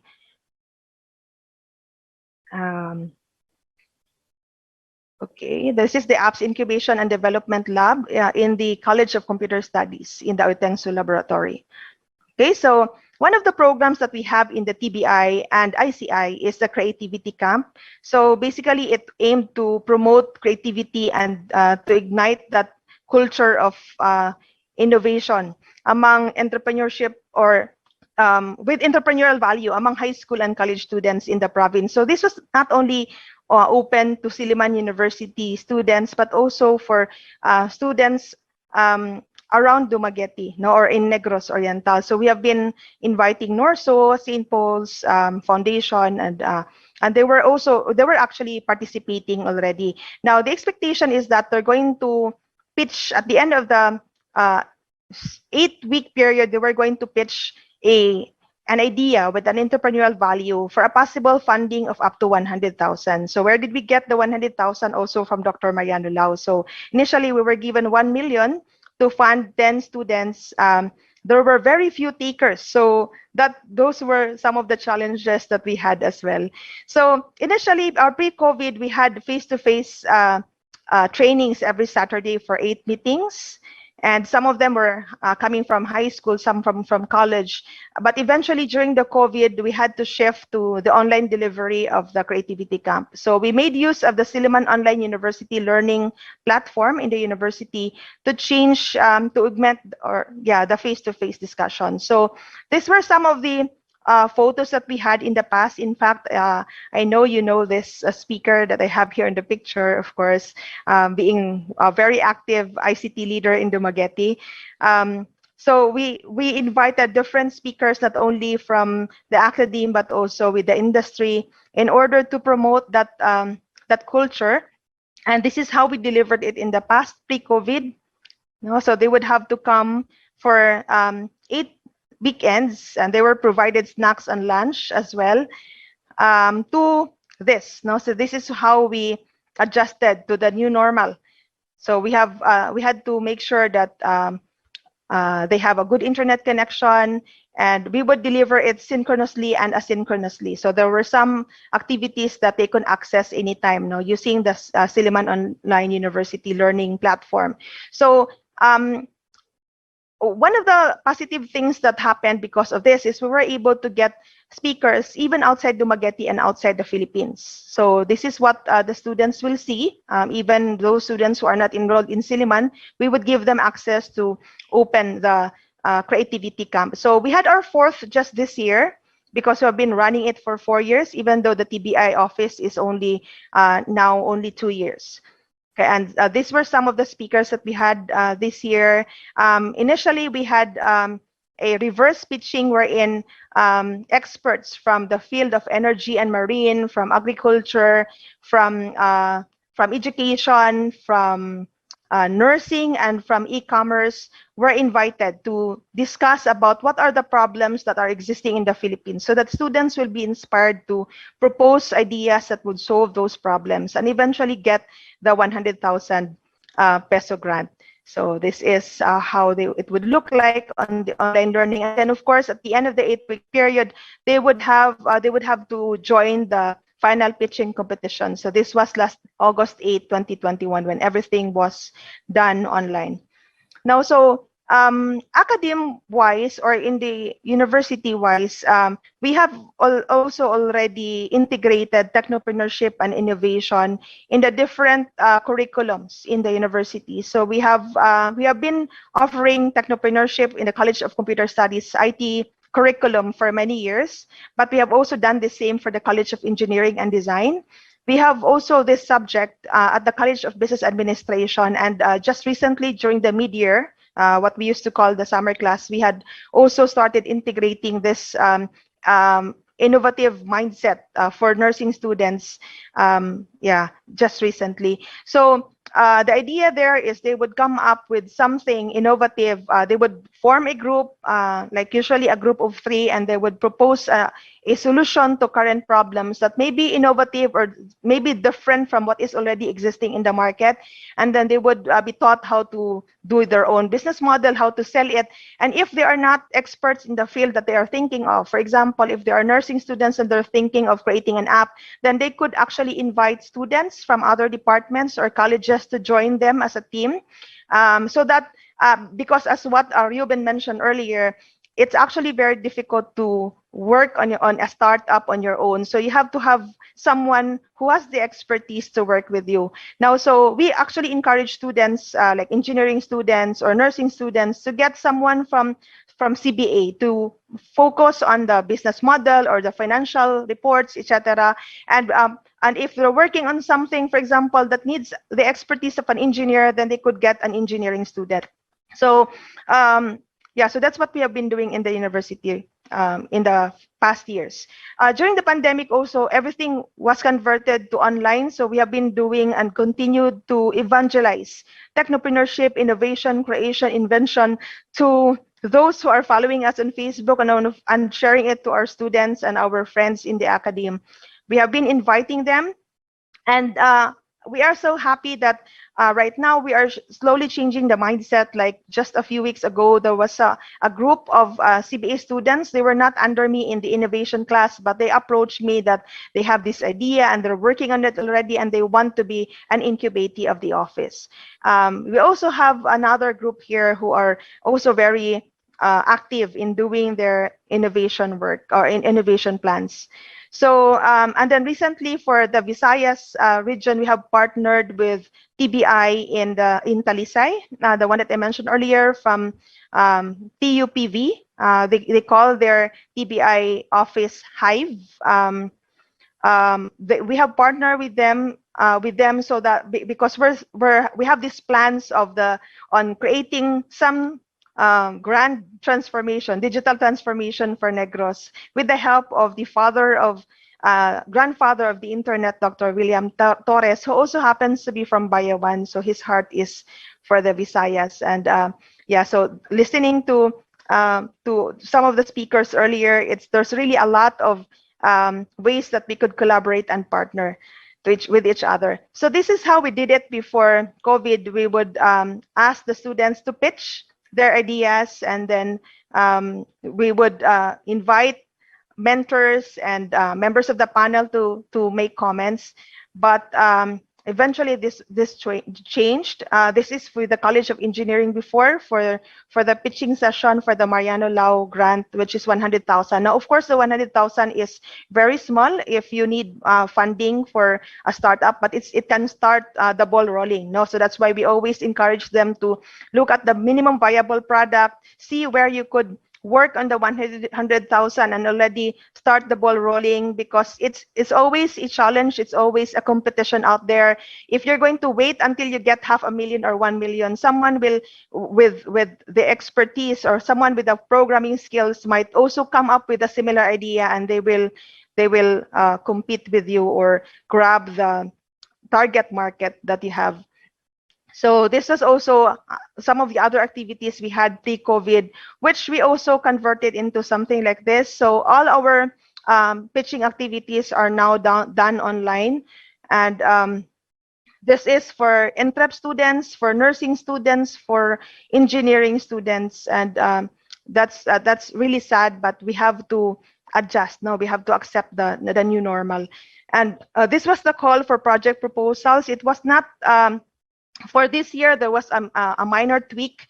Instead of giving the 100,000 just to anyone, just for any idea that we have, it's now focused on uplifting the lives of our fisher folks and farmers. So if any of our students have any innovative ideas on how to improve their situation or their technology, then we were willing to give them 100,000. And so these were some of the students who pitched, and yeah, so we were able to give 100,000. So this is a few of the list of the incubatees at TBI, and as mentioned, it was really a challenge, but slowly, we're gaining the momentum. Now, so one of the benefits of having a startups is because you are able to provide jobs. And so this is one example, no? And so if you don't have any member of your team who would able to um, who is able to program, then you can always hire someone to do it for you, or maybe find someone who could be your co-partner or co-founder and earn a certain percentage of your income when you eventually become successful. Okay, and these are some of the partnerships that we did. So we were in partnership with the ICT Visayas cluster in promoting innovation and technopreneurship in the Visayas. One of the things that we also did recently is we had the first international conference on technologies and business incubation in educational institutions. It was done virtually, and as mentioned earlier, one of the nice things about doing everything online is because you don't have to spend for their for their flights and for their accommodation. So it's a lot easier to invite someone who's really far. Like for this, one of the keynote speaker was Miss Olivia Exton. She's from Europe, no? And so that was very lucky for us. And we also invited, because it was an international conference, we invited a few speakers from Japan, from Singapore, from India, and from India and Indonesia. And of course, a speaker also from the Philippines who had the experience in running a TBI. So we're hoping to have another international conference for TBIs in the future, and we hope that next time there will be more research that is done in making the TBI or incubators and running an incubator office in the Philippines a lot easier. So these are some excerpts. We have also now partnered with Hold Price. Actually, what we're looking at is we're going to, the Hold Price Foundation will be having also some competitions. So they have actually appointed one director in the campus who will be working with the different governors in the different colleges to come up with different ideas and run a competition. So we hope that this is one of those instances where we could change the mindset of the students. Now from making a project for the sake of making a project or for the sake of getting a diploma to something bigger, something that they could also earn and make use of in the future. Okay, and another thing that we do at the TBI office is we actually provide equipment. So since you could not let them use our facilities here, our office, then we provide them with the equipment. So here is one example of a loan agreement form. We actually lend our incubatee a laptop, even a home Wi-Fi, a mouse, and a backpack, so that they don't have any more reason they could not turn their ideas into something big. Okay, and we also launched the Fish Tiangge, thanks to the Fish Right program and of course the bigger Siliman community, where during the pandemic we provided the way for the fishers to still be able to sell their harvest. No, so we gave them iPad, we gave them routers, so that even the fishers can already post what they have harvested for the day and sell it directly and deliver it directly to the consumers. So these are some of the success stories or wins that we had at the TBI. We also distributed during the pandemic shields. No, we call it pedi shield. No, because it would it's actually a plastic that would divide the driver from the passenger and still allow them to operate even during the pandemic, because there were a lot of restrictions. And we also gave out food packs. Thanks again to Dr. Mariano Lau. And we also provide an emergency support fund. This actually, for me, is still one of those programs that still supports the ecosystem, because without these small vendors here, there will be a lot of problems. No? So this one is another project that we did thanks to one alumni who gave us the budget to distribute face masks to our vendors. And these are some of the facilities that we have in the TBI office. It's so sad that we could not offer and let you come to the campus at the moment because of the COVID restrictions, of very strict restrictions of the university, and as far as letting students and incubatees come to the office. But we have robotics, we have the drone, we have laser printers and 3D printers, which we could actually make use of to come up with something something new, something we could offer, something we could make money from. And another services that we have is the Knowledge Technology Transfer Office under the Impact Program, which is for licensing and patenting, and the Innovation Technology Support Office. So basically, this office is in charge of intellectual property management, protection, and utilization. So we have provided a program for our faculty and for our students that they get discounts on processing their patents for their ideas, so that they will also be encouraged. Okay, and so as a result of this TBI program of the OST, these are actually the statistics as of June 30, 2021. There are actually 851 startups incubated. I forgot to mention that each incubator in the Philippines that was granted at least a maximum of 10 million from the OST were actually asked to incubate at least 15, no, in a matter of 2 years. So as a whole, including those senior incubators in the country, they were able to provide all these figures, and it's very good for the economy. It also results to increase startup investment readiness and revenue. So as you can see here, the green part of the graph actually represents the investment of the OST, not only for incubators, but also for other startups who pitch their ideas and who gets grants, no, or funding. So this one affects our global startup ranking, which was discussed earlier, and our innovation, global innovation index ranking. So what's in store for us at TBI? Now, next to the TBI or Hear It program, the DOST actually has plans of launching a new program called the Spark program. So it's a launch of the Spark program. It actually stands for creating a science and technology park. This is also in line with what I mentioned earlier, that we have a very generous Attorney Bravo who gave us 100 million for the creation of a technopreneurship park. Spark stands for Science and Technology Park. So it aims to capacitate and assist universities. So it's a level the next level after the Hear It program. And we're still working on it, but hopefully we will be able to have it, and at the same time support the ecosystem, the innovation and startup ecosystem in the Visayas and in the country. So these are some photos of the groundbreaking ceremony that we had in May 2019 for the Technopreneur Park in Sibulan, and we still have high hopes that it will push through. It will eventually push through, but the question here is, when is it viable for us to continue this? So with that, I'd like to say thank you for this opportunity to share what we do at TBI.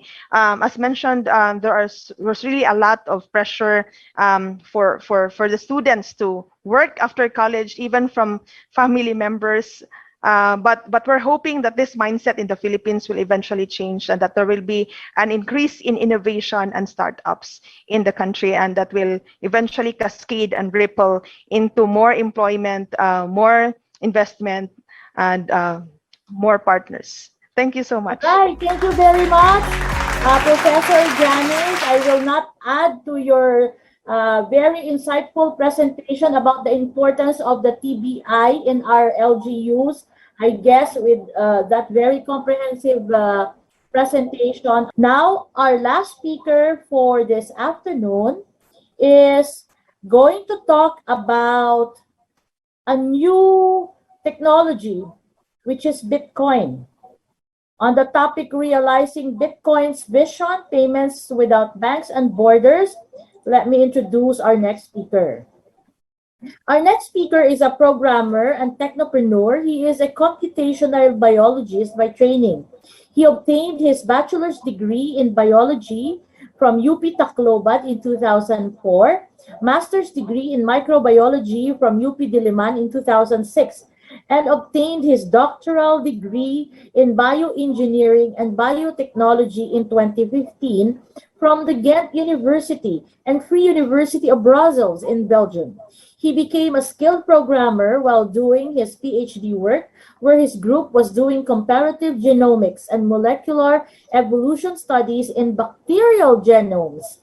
In 2016, he came back to the country and established SciBiz. I hope I'm getting this right. SciBiz Informatics, a software development company based in Palo, Leyte. His company has been helping startups abroad from the US, UK, Australia, Singapore, and other countries as a technology partner, essentially translating and building their ideas into working products. Since 2019, he has been actively involved in blockchain and cryptocurrency projects, and he launched his own blockchain startup that aims to push widespread use of cryptocurrency in everyday payments. To tell us more about the topic, realizing vision or Bitcoin's vision, payments without banks and borders, please welcome the founder and CEO of Paytaka, Dr. Jomar Tagana. Thank you, Ma'am Giselle, for that nice introduction. I'm very happy to be in this audience this afternoon. I hope you have enough energy to listen to some of the experience I'll be sharing in establishing our startup. And I'll be presenting partly about to understand the background of what we are doing in Paytaka, and also a bit of highlights about our main product currently. And I hope that I'll give you some useful bits of insights into this topic. Please send in your questions if you have any. You can always post your questions in the comments, and I'll try to address them as best as I can. So let me share my presentation. So I'm Jomar, as was introduced. I'm the president and CEO of Paytaka. We are a blockchain and cryptocurrency company. We are based in Tacloban, actually, Tacloban City, in Eastern Visayas. We are actually also part of the TBI here locally. It's a collaboration between EBSU, Eastern Visayas State University, and DUST. So I'm actually quite familiar of the programs that's being launched under the DUST, DTI, and the SUC here. And one of the beneficiaries of these programs of the government in supporting the startup ecosystem. We are also part of the QBO incubation program by the DTI, but it's based in Makati.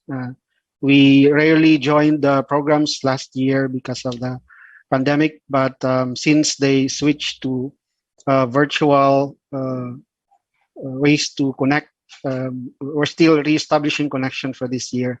And only this year that we actually made progress in really developing the MVP of our product. So just a heads up, we are not yet a really established company. We are just like any other startup companies out there, trying to bootstrap and come up with a product that we can add value to this space, and thereby raise more funding to continue the startup, eventually get funding and continue expanding from there.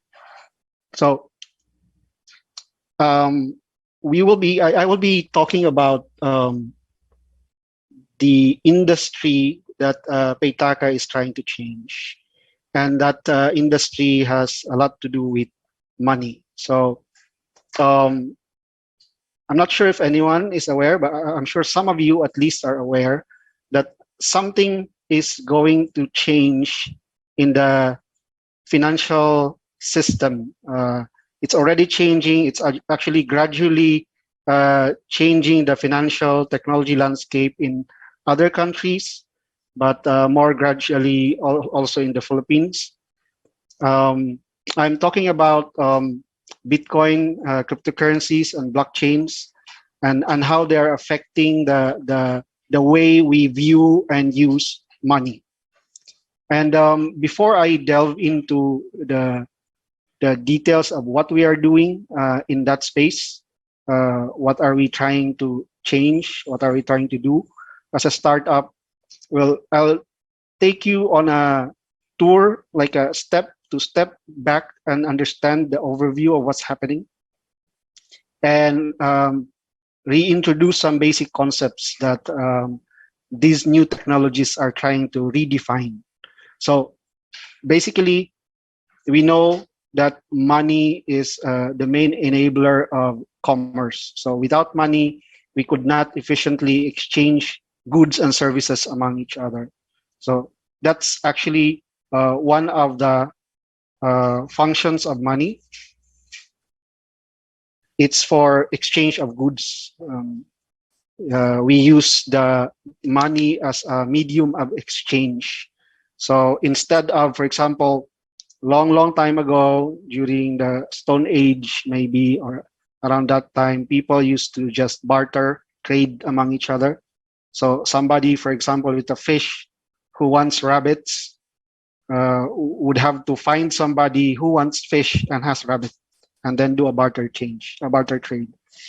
And you see, it's a very inefficient process, and that's why, in the first place, that's why money was invented, in order to have like a common currency where people can exchange goods and services. So money being a medium of exchange is what's the concept here. But that's just one of the functions of money.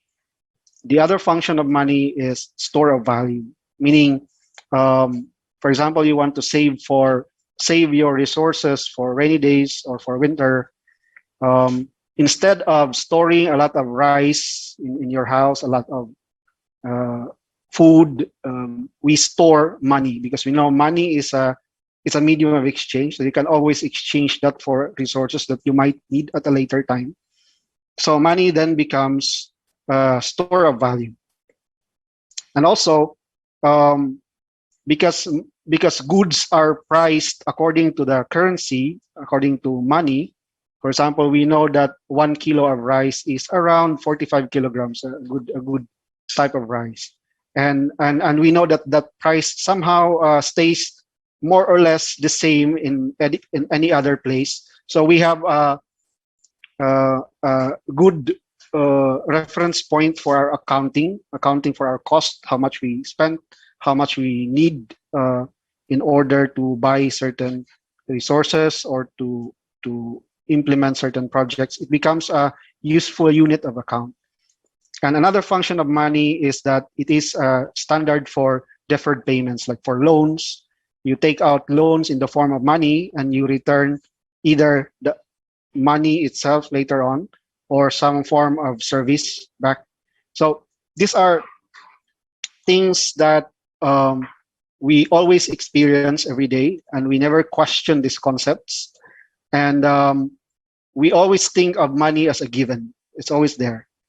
Until recently, when cryptocurrencies were invented, where the concept of money suddenly changes. But before I go with that, one of the aspects of the current financial system is that money, because some people have a lot of money, or some companies or some groups wouldn't want to manage their own money themselves. We usually put this money into the bank, and the bank will take deposits from individuals, from organizations, and they make money somehow out of it. So in fact, banks are one of the richest institutions, and so we entrust them with our money, hard-earned money, and then they offer financial services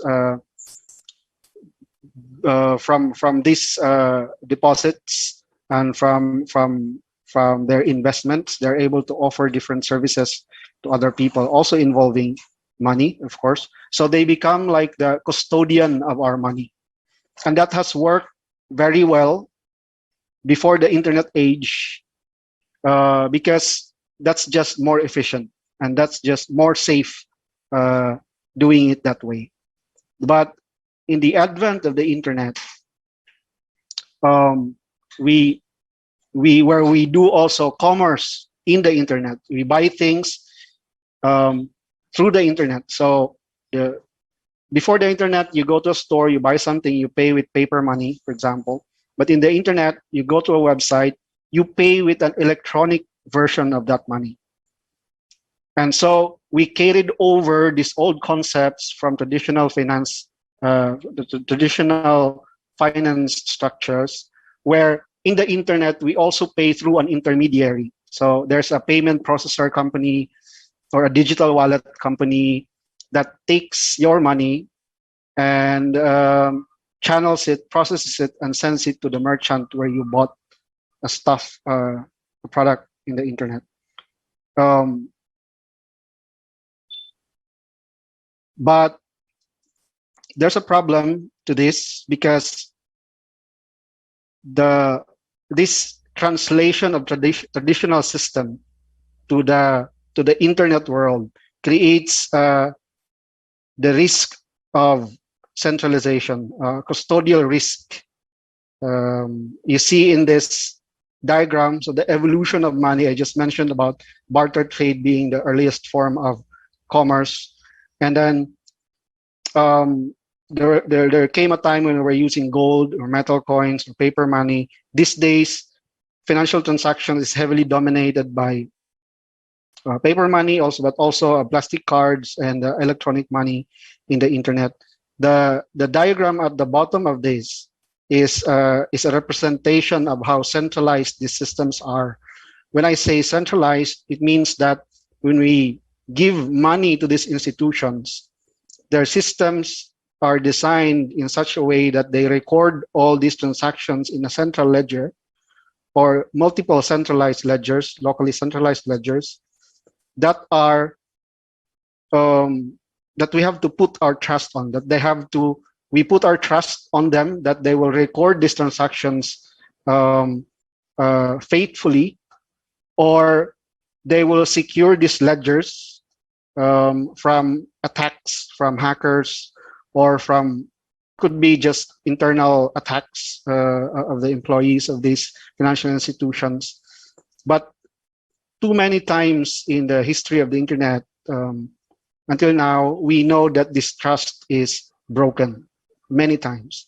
And we know that hackers are able to access even the most secure banks in the world, that then endangers our money, which we entrusted to these financial institutions. And it is at this background, it is this broken system, sort of, that a person by the name of Satoshi Nakamoto tried to fix. So he came up with a solution to the broken financial system in the modern internet world by introducing this system called Bitcoin. So what Bitcoin does differently from other currencies is that, as I have explained earlier, the normal fiat currencies, the normal government currencies issued by central banks, like the US dollar, Philippine peso, Thai baht, the currencies of the different countries, as I mentioned, they work in a centralized manner. You want to send, you are Lucy, for example, in this diagram, you are Lucy, you want to send $10. It goes to a bank or a payment processor or a wallet company, and then they process it. They have some internal ledger to take note of everybody's balances, and then they transfer this amount to the recipient that you intend this money to go to.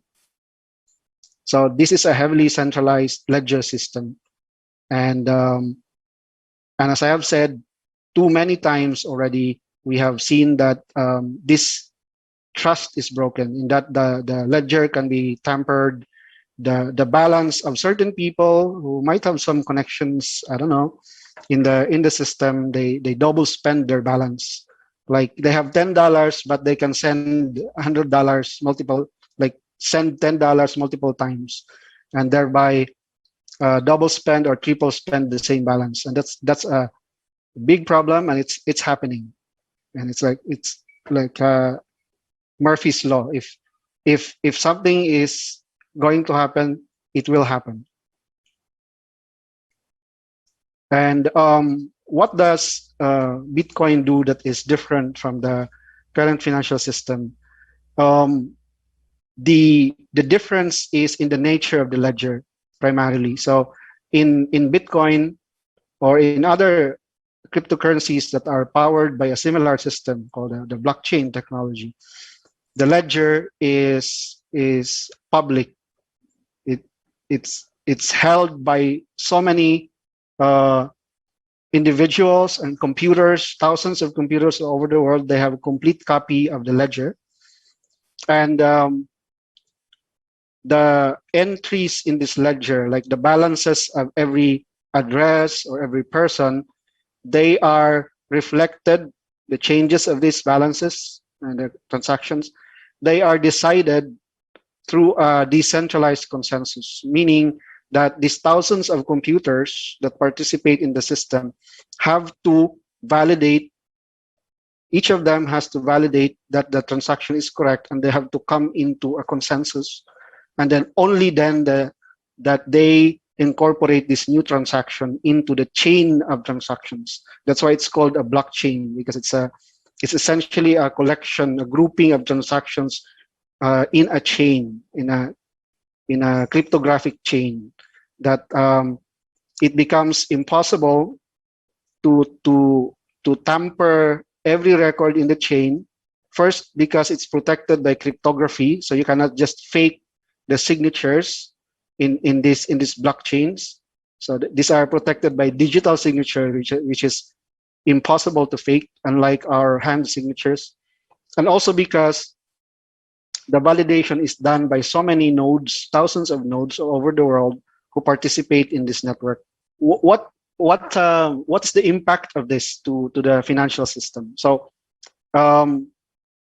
Bitcoin in the early days had the difficulty of convincing the world that it's doing something revolutionary to our financial system. So obviously, there's a lot of interest in the current financial system to keep it as it is and try to push Bitcoin back, or to discount Bitcoin as something of an illegal person. What do you call this? An underground money. Like only people who don't follow the law will be using it. But no one can deny. Even many financial institutions all over the world are recognizing the potential of Bitcoin to change the global financial system for the better. And maybe not copying Bitcoin in itself, but at least many governments and central banks are like learning from this model, the concept of decentralization, the concept of distributed ledger. They are now incorporating it in their financial system, in the old financial system. That's why there are plans by different central banks in the world to introduce their own digital currencies that follow largely the same model. But there is an advantage to Bitcoin being a public ledger, in that it is permissionless and uncensorable, meaning that no governments can shut it down. It's like BitTorrent. So if any one of you familiar with downloading files to torrent, it cannot be banned. It will always work. So nobody will be able to censor your funds once you own Bitcoin or a cryptocurrency that exists in a public blockchain like Bitcoin. Nobody will be able to censor it, to spend it. It's yours as long as you keep your private key. So a properly designed wallet for Bitcoin is one that gives you the private key so that nobody else can spend your funds. And this is something that I will explain more in detail later on, how we think that Paytaka is doing it differently from other wallets that are available out there. And so having this thing out there, like Bitcoin is already out there, it's being used by many people in other countries mainly, but also increasingly in the Philippines. People are becoming more familiar about cryptocurrencies. And what's stopping us from using these cryptocurrencies for everyday payments? Because that's essentially where we think Paytaka can help in realizing the original vision of Satoshi Nakamoto in creating Bitcoin. So we want to see that this more advanced financial system that's already out there, the technology is out there, we want this to become more available to people everywhere and to everyone. So we would like to see this being used in payments, because one way it's because it's safe, and also there are some properties of the blockchain that will enable us to build features that are quite different from the wallet apps that you see now that use the traditional financial system. For example, we are at the point of developing a feature where it's possible to transact using your mobile wallet, your Paytaka wallet app, even when you are offline. So that's something that can be uniquely done in cryptocurrency wallets because of certain characteristics that it has. But I will not go into the detail of that for this talk. Otherwise, it will take us some time. But I'd like to highlight at least the things that are stopping us from using cryptocurrencies in everyday payments. One of the big stumbling block to the use of these cryptocurrencies is the high fees for doing transactions in the blockchain. So what I didn't mention earlier when I talked about how transactions are being validated by multiple nodes all over the world is that these nodes, which are otherwise called as miners, they are actually paid a reward or a fee for validating the transactions that go into the network. And these fees can be quite significant, especially for Bitcoin. It can be like 25 to 50 pesos just to move any amount of your Bitcoin from one address to another, or when you are trying to send Bitcoin from you to anyone anywhere in the world. And 25 pesos is already something. If you are moving millions of pesos, that's okay. But if you are trying to pay for coffee in a coffee shop and you are charged 25 pesos for transaction fee, that's not going to be very attractive, is it? So this is one of the things that's a stumbling block to the use of crypto in micropayments. But luckily, there have been a lot of innovations in the blockchain space, in the blockchain and cryptocurrency space. There are many other cryptocurrencies that have maintained the low fees because they are focused more on becoming electronic cash or a replacement for the national currencies. So Paytaka is building on such blockchain. I'll explain later what our choice is among the many blockchains. But the second thing that stops crypto from being used in everyday payments is the high cost of cash in and cash out. So we couldn't expect that the moment we use cryptocurrency for everyday payments that everybody else is going to use it. So of course, for example, if I send you Bitcoin Cash now, or if I send you a cryptocurrency from my Paytaka wallet to yours, most probably you'll have to convert it to pesos in order to use it in other merchants that are not accepting the cryptocurrency. So the cash out is costly. So For example, you want to withdraw that, convert that to pesos and withdraw in an ATM.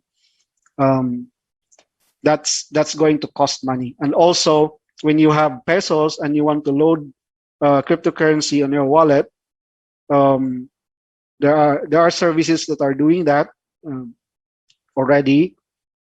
For example, Coins.ph, you can cash in your pesos and then convert to cryptocurrency. There's also one exchange, cryptocurrency exchange, I forgot the name, that allows you to do that, but it costs money as well. Third is, there's no local payment app that's focused on crypto. We have cryptocurrency wallets, mostly from foreign companies, but they are not actively pursuing making use of cryptocurrency for micropayments. So, and another thing is, even if such app exists, the issue about lacking of incentive to even use it because of the other reasons I highlighted earlier could also be a problem. That convincing people to use it could be a problem. And because there is no interest in this space in making it happen, there's almost no exposure outside of Paytaka. That is, there's no marketing towards using cryptocurrency for micropayments. But what Paytaka is trying to do is to not totally eliminate this stumbling blocks to adoption, but significantly reduce them so that we can enjoy the freedom that comes from having the control of your own funds in a wallet, and also being able to send almost for free from one person to another on any part of the globe. So that's one of the side effects of being able to use cryptocurrency, in that remittance becomes very cheap. Of course, if you convert to national currencies, it's going to cost money. But then remittance itself within the cryptocurrency, like Bitcoin to Bitcoin remittance from anywhere in the world, is going to be very, very cheap. Not Bitcoin, but Bitcoin Cash, as I explained here in this slide. So Bitcoin was the original cryptocurrency. It was created by the very person who developed the concept of cryptocurrency, that is powered by a blockchain. But then there were some split in the community, the Bitcoin community, about how the future of Bitcoin should be. So there's a split between people who want Bitcoin to become a digital store of value, more like a replacement for gold. So they don't care if the transaction fees are going up. They don't care if it's low, because it's a store of value. It's okay. But there is another group that eventually created their own branch of Bitcoin called Bitcoin Cash, who emphasize the original vision that Satoshi Nakamoto had when he created Bitcoin, which is to make this a peer-to-peer electronic cash. Okay, and so this is where Paytaka is coming in. We are creating a cryptocurrency wallet that's primarily using Bitcoin Cash, being the cryptocurrency that is most suited to be used for micropayments. And we actually have this wallet already in Google Play, but it's currently exclusive to testers. And we are already able to send value in the form of Bitcoin Cash from one person to another anywhere in the world. And it's being tested by up to 1,000 users now, by mostly from people outside the Philippines who are crypto enthusiasts. And the goal is that we should be able to secure the licenses locally, so that we can also add services to cash in and cash out, convert from Bitcoin Cash to Philippine pesos, and vice versa, and also to offer services that are unique to the world of decentralized finance. So when you say decentralized finance, these are a set of services like loans, deposits with interests, but they are services that don't require custodians. So you don't deposit your money to a bank anymore in order to earn interest from your savings. Your money remains in your wallet. It remains completely within your control, and it earns interests. So this is a whole set of new financial services around cryptocurrencies, and I can only touch the surface of this because of the limited time. But this is something you can look up. From 20 to 50 years from now, you will be managing your assets, your money from a wallet where you control the private key. You will be able to participate in services or avail of services while at the same time in 100% custody of your funds. And we want Paytaka wallet to be one such wallet all over the world that will enable anyone to have access to their own cryptocurrencies and avail of this decentralized finance services. I was supposed to enumerate the advantages of decentralized finance, but suffice it to say that in services within decentralized finance, it's very important that we have a wallet. It's like our window to these services. The wallet then becomes sort of a bank, but you are in custody of your funds.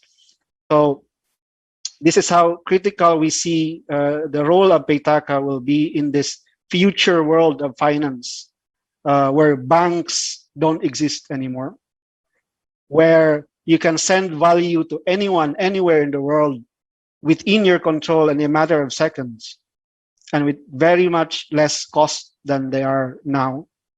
And it's all being held in your fingertips through the wallet app. And again, I can't emphasize that enough, that you have 100% custody of your funds and nobody else can spend it but you. Okay, thank you very much, Dr. Jomar. Thank you for being part of Victor 2021. I guess a lot of our attendees would also like to ask some questions. Actually, some of them also sent me directly some questions addressed to our four speakers. At this time, without much delay, because we have basically half an hour before our supposedly wrap up, I'd like to call on our four speakers to join me on screen. May I request Director Emmy, Delphine, I hope you're still there. By the way, I like the color of your attire today. Parehas tayo red. Yeah, synchronize tayo. Tapos si Ruben, Professor Ruben, JC Los Hi. Baños, Hi. and hold on, si Professor Janice Forster. Is that how you say your name? Forster? Okay. So I just want to ask away a question that's in our Q&A box.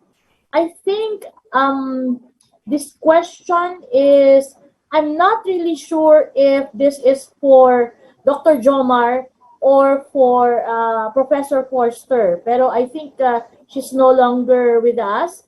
Ma'am Janice, you might want to turn on your cam. Okay, so just very briefly, so that a lot of our other speakers can also answer questions for them. The question says, what do you see as the principal risk to business, pertaining particularly in a business model, hold on, with applicable laws, including expanding privacy protection? Siguro in terms of using Bitcoin and cryptocurrency, what are the risks? This time we talk about probably the caveats, the things that we have to avoid. Dr. Jomar. Before you answer that, I know there's no chat for the attendees, but you have Q&A. As your master of ceremonies this afternoon, I'd like to make the Q&A also a chance for you to network. So you don't have to ask a question, just post any information about your organization. And if you like to network with any of our speakers now, you don't have to ask a question, just post it in the Q&A so everyone can see it. Go ahead, Dr. Jomar. Yeah. I think this is a question for Petaka indeed. It's asking about the risks to the business in terms of compliance to regulations and applicable laws. And indeed, it's a very hot topic. I don't think anybody can provide a definite answer at this moment because the regulatory framework for cryptocurrencies, especially in the Philippines, is still being worked on somehow. And the Bangko Sentral ng Pilipinas is in a wait and see mode. They call it sandbox environment where innovative companies like Paytaka is allowed to operate as long as the minimum licenses are secured.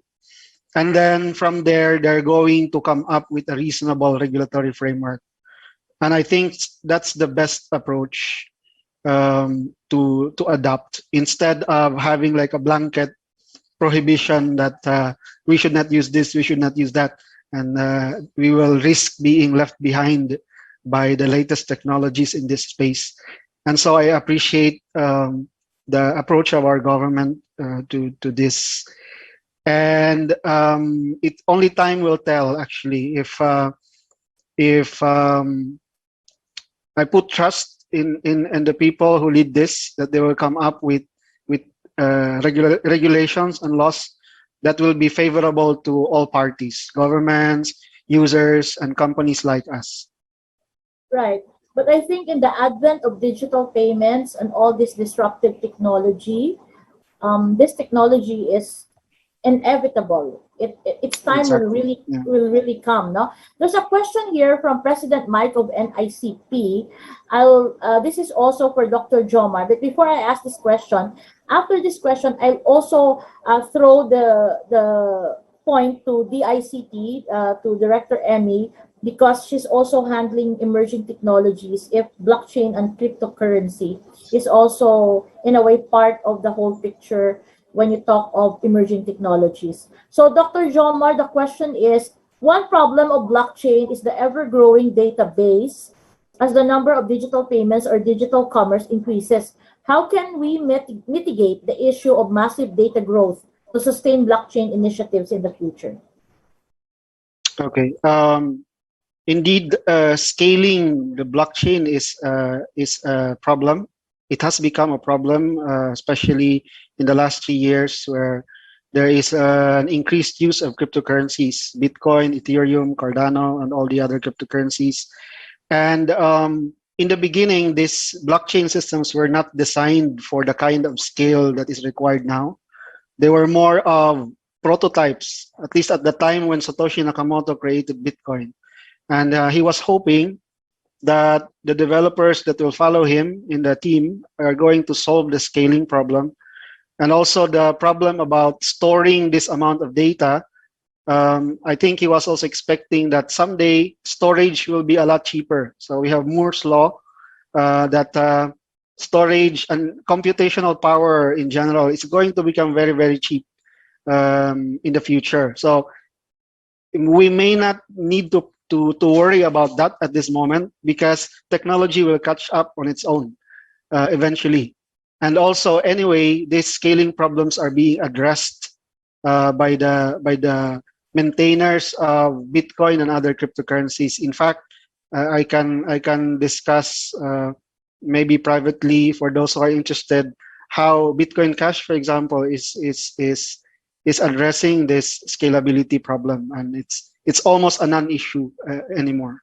All right. Since you are based in Visayas, Dr. Jomar, I think Victor can always invite you to a forum with a focus more on Bitcoin and cryptocurrency, di ba?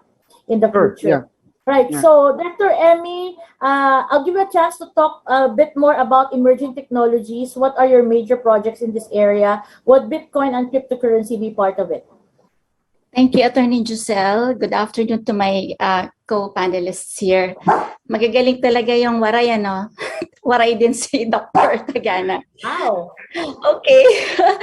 Yeah, I would like to really say honestly that, emerging tech and blockchain is one of them.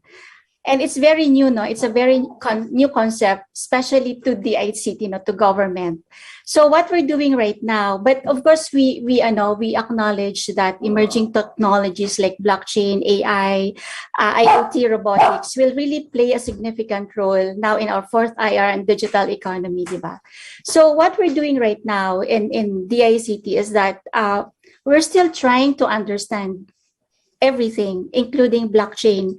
So, and by trying to understand, before we can actually come up with different initiatives or coming up with a policy, we have to understand internally. So what we have started doing is that we've done several blockchain 101 webinars within the ICT. So we have invited, there's a group called Women in Blockchain. They're a group of women, 10 ladies. They belong to the different blockchain companies. Either they are the CEOs or they are startups. So they invited me to be part of that Women in Blockchain. Initially, I said, I don't want to be, sorry, I cannot, because number one, I'm not an expert in the blockchain sphere. So on a second thought, I accepted to be part of that because as a public servant, because they're all from the private sector. So as a public servant, as a government, personnel, I said, okay, maybe it's about time for the government to understand that and how can we make blockchain, just like the BPO industry, become successful. So making that blockchain industry as another industry like that, diba, we've been very successful in the IT BPM sphere. In fact, right now we're also successful in the online freelancing or the gig economy. So we have started doing blockchain 101 with our actually cluster offices. And we have done a public webinar on blockchain. And we invited all those women, that group, no? So yung palang namin, inumpisan. In fact, we have next steps nga. And we would like to gather the key players in the blockchain industry right now and talk to them, do FGDs, and get, their inputs, recommendations, and challenges, and how can actually the government play a role there. All right. And eventually coming up with what? A blockchain industry, Philippine blockchain industry. And our goal is to become the global leader in the blockchain. So malaki po yung matutulong ni Dr. Tagana in this aspect. Yeah, But that's basically the plan. right. In just one day alone, I found already a lot of gems, meaning from our resource speakers whom we can tap to become the voice of a lot of our advocacies. Let me just call the attention of our speakers, our panelists, to the Q&A box. There are some questions here which you can actually directly answer. There are 2 to 3 questions here again on the topic of Bitcoin and cryptocurrency. So you can just directly answer, or later on I'll mention that. But I'll move first to Professor Janice, because there's a question here saying, aside from schools, can an NGO or LGU also create a TBI or apply with the OST, or probably create a TBI, but maybe you can give some few tips. Yeah, actually, Mom, I already answered that, but I'd like to answer that again live. Please share with the public, right? Yeah, so far what I know is the OST is not funding any private or LGU or NGO. In fact, there is no definite plan yet on when they're going to fund another batch of schools, because they only limited it to 23 schools last time. There were actually 40-something schools who applied, but it went down to 20-something, and then eventually around 20 of us got funded for the first batch. There's no plan yet on when they're going to have another batch of schools to be funded. What I know is that the Spark program is going to be next for the previous batch. But to answer that question, yes, you can be a TBI. You can be a TBI any private organization or company can be a TBI if you can find someone who could invest with you, or you can find a benefactor who has the means to fund you and allow you to be an incubator. So that will allow you to welcome startups and fund them and mentor them, because you need people to run initially.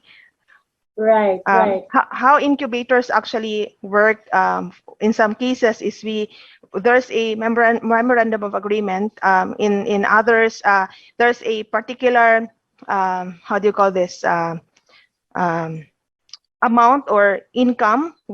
Once they reach that particular income or investment, then the university gets a portion of that, depending on how they agreed upon it initially. So like everything is for free. The mentorship, the legal advice is for free. You can use the facilities, even the name of the university, because like, for example, I mentioned this to the incubatees. If you're going to be a startup and then you just work independently or market your company or startup independently, there is less trust compared to if you are an incubator of a school, because normally it's the incubator who will message or email the investors or the partners or the small medium, the target market of your startup. And there's more trust because it's from for example, a prestigious university. So it's different when you are working alone or independently from any incubator. So that's one of the advantage. Right. Yeah. So if you're going to run an incubator, you need money for your legal fees, for your mentors, for running everything initially, so that they can use your facility and your office address as their business address. Okay.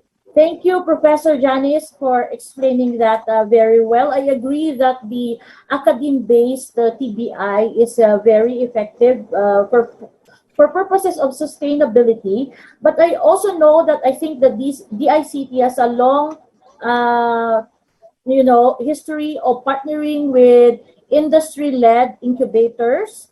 I've Like met Idea Space and Cubo. I've met several founders. Mhm. In 2015, I'm also in a way proud to say that we started a 3-year technology business incubation in Bacolod City, in the Negros Per Cyber Center, although it was only good for 3 years because eventually the facility needed to be leased by big BPO companies. No? That's sad. Yeah, but the good thing is out of 21 companies, we were able to graduate 10, which is quite a good It's number. already a good number, yeah. Yes, and one of our startups there is currently the president of Benefit, the founder of Audacity Game Studios. No? So we've come full circle. But then in Negros right now, we have TUPB, which is a Yes. school-based incubator. Yeah, we were actually on the same batch. Right, Under right. here. What was that? 40 plus TBIs all around the country. And I'd Yes. like to especially thank the OST. A special shout out to Shared. I think Director Emmy here will tell us about the triumvirate partnership for startups and innovation between DTI, DICT, and the OST, and how probably our cities can also tap into that network to create their own incubators. Just like what Professor Johnny said, it can be academe-based. It can also be a partnership with private sector. As you said, you will be building innovation hubs. Director Emmy? Okay. So with the passage of the Innovative Startup Law in 2019, and we have actually just started. In fact, the steering committee composed of the 3 undersecretaries from DTI, DOST, and the ICT have just actually met first time now because the joint administrative order was just signed like a few months ago. And so basically the goal is, while each agency has its own specific mandate, so for example, we're talking about DOST, their mandate is really into R&D. And of course, the establishment of TBIs is really part of their mandate. We just want to make sure that there's no actually duplication in each other's initiatives, but more of complementation and alignment. So for example, while both the ICT and the UST through PSHERD have been, providing grant fund. Actually, for the ICT, it's our first time, and PSHERD has been doing that for several years already. We have almost actually followed the guidelines of DOST because of course, that's their expertise already. But of course, we have to make sure that while the focus of DOST is into hardware like IoT, right? Yung mga higher tech na that you have this physical product, no? So the ICT naman will focus on digital. We're talking about application and systems. However, there will come a time na talagang meron siyang duplication, but sabi namin with DOST na okay, let's just share an inventory or database so that if you're done funding one particular startup, hindi na namin ifa-fund. Yeah, I was about to ask that question. Yes. So kumbaga, if ever man hindi rin enough from our end na, because mas malaki actually yung budget ng DOST right now. So kumbaga, we'll just share the database para naman walang duplication na nabigyan na ng funding ng DOST, bibigyan din namin ng funding para we can cover more startups.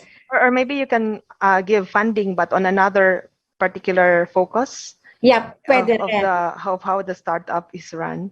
Yeah. That's also one of the parang what specific sectors, but in our case, for example, we're talking here of health tech, gov tech, fintech, edutech. So those sectors. But yeah, and then on the other hand naman, from the DTI's role naman is sila na yung nandun sa yung scaling up already. So DTI and DOST, sabay kami from ideation until minimum viable product. But scaling up, that's why part of the role of DTI is to provide venture capital fund. So meron na talagang matching from a venture fund from a private sector that will actually match the government fund from DTI, particularly the NDC, National Development Corporation. So it's really clear naman that while we have one startup program, each one has its own mandate pa rin to follow. Just like Right. PIGCARD is on agriculture. Yes. Right. Yeah. I think the key there is collaboration. Yeah. When you want to help out, nobody's gonna stop you from helping. No, if you want to extend your hand in collaboration. I have this opportunity prior to the pandemic. Buti na lang. I would like to describe myself as a digital traveler. No, I'm blessed to have been to Silicon Valley, to the Plug and Play Center, to Cyberjaya, to the Kamakura Technology Hub. I've actually visited 7 TBIs in different countries. So That's right. That's very nice. So I'm really very happy to hear what you say right now, because these are the things that I hear there. No, for example, Ruben, all the things you said, you were saying that we are not Silicon Valley. Your Yes. words are Silicon Valley. When I went to Silicon Valley, all the startups there are saying failure is the best part of their life. Fail Yeah. and fail and fail fast. If you are a startup in Silicon Valley and you always fail, it means you are doing a lot of things. So venture capitalists call you because they will be asking you, what's the next project are you doing? What next? No? What's next for you? So this is my question for you. It's a Okay. little bit not really directly up your alley, but there's a Yes. question here from our participant. How does government regulate or protect startups this time, possibly from being exploited by the private sector? Being a startup yourself, what's your take about this angle? Okay, based on my own knowledge, I only know of one law, which is the Innovative Startup Act, and I actually haven't read everything on it, just the basics of the Innovative Startup Act. So, fortunately for us, for my startup, my co-founder, my fiance is a Juris Doctor, so she knows everything about how to protect our startup from we know the legalities about the startup company. So if ever you don't have a co-founder that's not a Juris Doctor, or let's say a lawyer, you could always have friends. I think everyone here has a friend, a close friend who is a lawyer, and you can always ask for their advice or pay for their legal advice. So it's not really required to have a lawyer as co-founder, but it would be ideal to at least consult a lawyer, especially when you're starting out and then it's growing. So it's a good idea to have legal advice. Okay. Right. Yeah. Yeah. May I add to that? Yeah, go ahead, Yeah, Professor Jack. while the TBIs actually have their own legal department, sometimes it can, if you really want to know, am I being exploited given this MOA? Is it all right to sign this right away with the incubator? You can consult your friends. So that's correct. You can consult your friends and you can ask them, and there's always an advantage if you are incubated by an incubator that's closest to you, like geographically, rather than if it's in another island, especially right now when there's a pandemic. So sometimes it's different, Mangod, if you're really there watching and looking at that product or testing it out physically rather than virtually.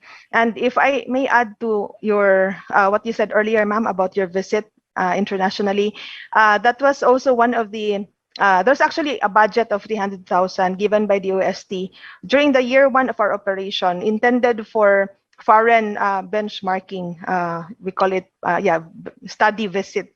However, it was scrapped because of the pandemic. And that's exactly why we came up with the International TBI Conference, so that we could also talk to other TBIs in other parts of the world, especially in Asia, where probably their technology, their framework is more applicable to us here in the Philippines. We could not compare ourselves to those in Europe or those in the States because it's so they're so far out, we're so left behind as far as the incubator is concerned. So it's more relatable to us if we talk to those who are in Asia. And luckily, there's a lot of incubators who's very willing to help and who's very willing to partner with us.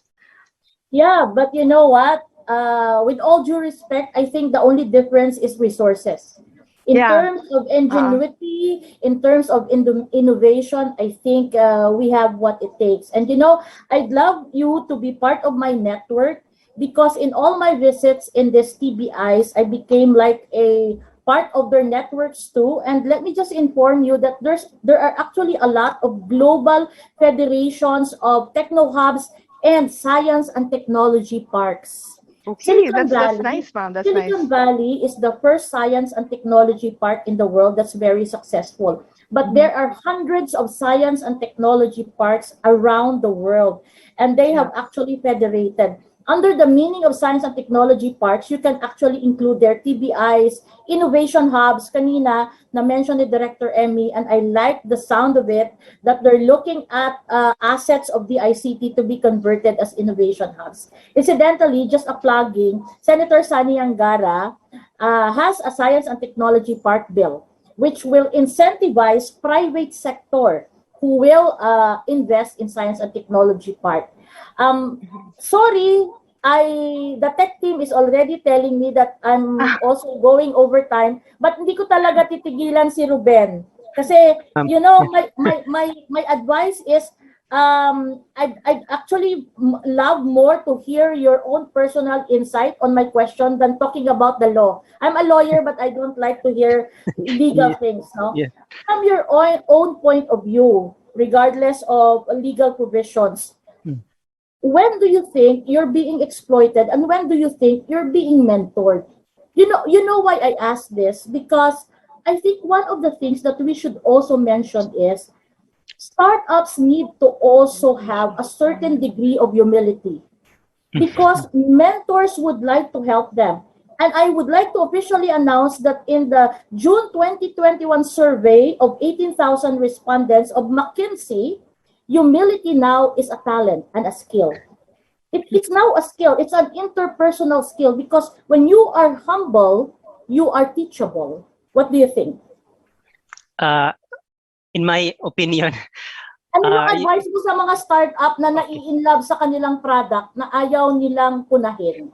Yes, do not get in love with the product. That's actually what startups would say. Do not get in love with the product. But actually, there's actually antagonism, because when you talk about startup founders, these are people who have big dreams, and these are sometimes arrogant people. They would say they're arrogant, but because of these ideas, that usually I'm not saying all of them. That's some people would say that because it takes a certain personality to create something and show it to the world. But that's actually good that about humility. That's why at the end of my presentation, I always I had a Bible verse because it's really about, if you read the Bible, it's really about humility. And personally, I'm also a work in progress. Talk about humility. Said if you create something, you get this big idea, and you really need to be grounded. So I know startup founders, they create this and they become so arrogant or so with their big ideas. That's actually correct. That humility is what we need, because you need to really listen. Diba? Actually, another skill, which is listening. Sometimes you would not listen because I created this product, I created this company. Why would I listen to someone who haven't created a software or even a company? So that is something that startup founders or people working in startups should really, I think we could have a training session about humility, which is actually very important. So Right. Jesus Christ is the most humble personality out there. So we could get his example. Right. Thank you. Thank you. Thank you for validating my point. And I guess this is also the point of all the collaborators who are here. And so for all the startups out there, all the startup incubators, all the startup builders, I guess you have to explore the possibility of linking with your TBIs and also with the different agencies that are there to help you and to help your business grow or to help your incubators grow. No? So unfortunately, we run out of time. I think the discussion is becoming exciting. But however, I encourage all our participants to please message our panelists. Maybe you can link with them, connect with them. There are still questions on the Q&A. Maybe you can answer that while we do a raffle draw. No? So, but before we go to a raffle draw, I just would like to give our virtual certificates to our panelists this afternoon. And it will be according to the order of their speaking earlier. Okay, so thank you to all our panelists. But before that, let me just ask my signature question. One sentence lang, please. One sentence para hindi mahaba. Visayas is a victor because. Complete the sentence. Visayas is a victor because. Director Emmy?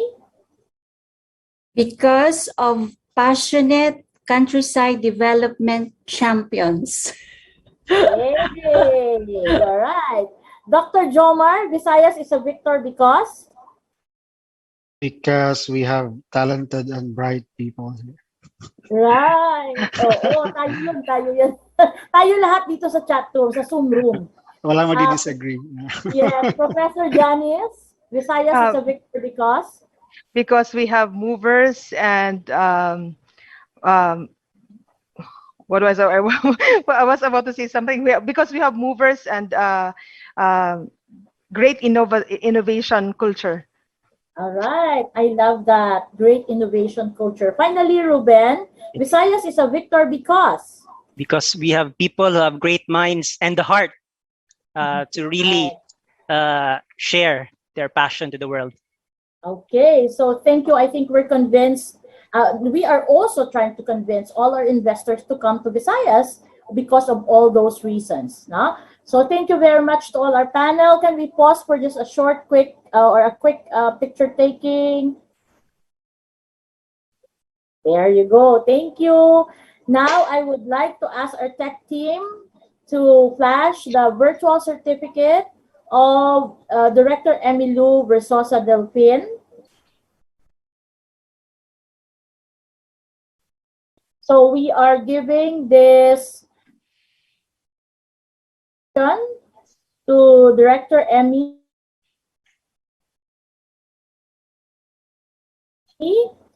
for sharing and experience, okay, as a resource speaker during the Visayas ICT virtual conference with the theme Leveraging the Visayas for the Philippine Digital Transformation. Okay, can we spotlight Director Emmy only together with her certificate. This is signed by Dana Fortunato, Executive Director of ICT DGT and Convention Lead, and Michael Chu Lim, President, Zamboanga ICT Council. Okay, so thank you very much, Director Emmy. Okay, so we will now call on our next speaker. We have, next please, ayan. So now we will go to okay, so the same certificate of appreciation is given to Dr. Ruben J.C. Las Bañas. Ayan. Thank you, Tech Team. Hindi pa ako, Doctor, ma'am. Hindi pa. Magiging pa, no? Candidate pa. Candidate pa pala, oo. So, ayan na, ano na yan? Prognosis, forecast ko na. So, the same citation for your certificate of participation signed by Ms. Dana Fortunato, Convention Lead, and Mr. Michael Chu Lim, our NICP President. So thank you very much, Sir Ruben or Professor Ruben Los Baños. Thank you, ma'am. Thank you. Thank you. All right, so next, our certificate is presented to, right, so let me just wait for the screen. To Professor Janice Antoinette Forster for sharing her invaluable knowledge and insight or experience as resource speaker during the Visayas ICT Virtual Conference with our theme, Leveraging the Visayas for Philippine Digital Transformation, signed by Ms. Dana Fortunato and Michael Chu Lim, President. Thank you very much. On the topic of Bitcoin, the same certificate of appreciation is given to Dr. Jomar Tagana for sharing valuable knowledge and experience as resource speaker in the Victor Conference 2021 with the theme Leveraging the Visayas for Philippine Digital Transformation. Okay, signed by Dana Fortunato and Michael Chu Lim of NICP. Thank you, Dr. Tagana, for being here with us. We hope we can also invite you in some future events. All right, so we had a very insightful and informative afternoon panel this afternoon, no? This day one of our Victor event. Thank you to all our participants who are here until this very moment. But let me just thank again our sponsors, StarPay, Globe, and Eastern Communications. And also most especially to the Department of Information and Communications Technology. Thank you to our regional clusters, Director Rick Amores and Director Mario Conado. And most of all, we thank the team of ICT Association of Dumaguete and Negros Oriental, with its very dynamic Executive Director, my colleague, a good friend, Ms. Dana Fortunato. And wala ba kayong clap? Kanina may clap eh. Mag-clap kaya tayo. May sound pa tayo na clap. Yan. And, okay, so that is for Dana, no? And of course, our National ICT Confederation of the Philippines family. We have here guests and visitors coming from the different ICT councils from Luzon and also from Mindanao, no? So I hope everyone is going to leave this Zoom room with so much blessing, and that blessing comes in the form of knowledge that we have acquired this afternoon, no? So, you know, probably in closing, I would like to invite everyone to really be a blessing to our different regions in the Visayas. I think there is a reason why the Visayas is right in the heart of the Philippines. Nasa middle talaga tayo ng Pilipinas. Bakit? Kasi we need to be the heart of this country. And if we have to be the heart of this country, I would like to invite my colleagues, my fellow Visayas, to share the blessing of knowledge. To share the blessing of knowledge.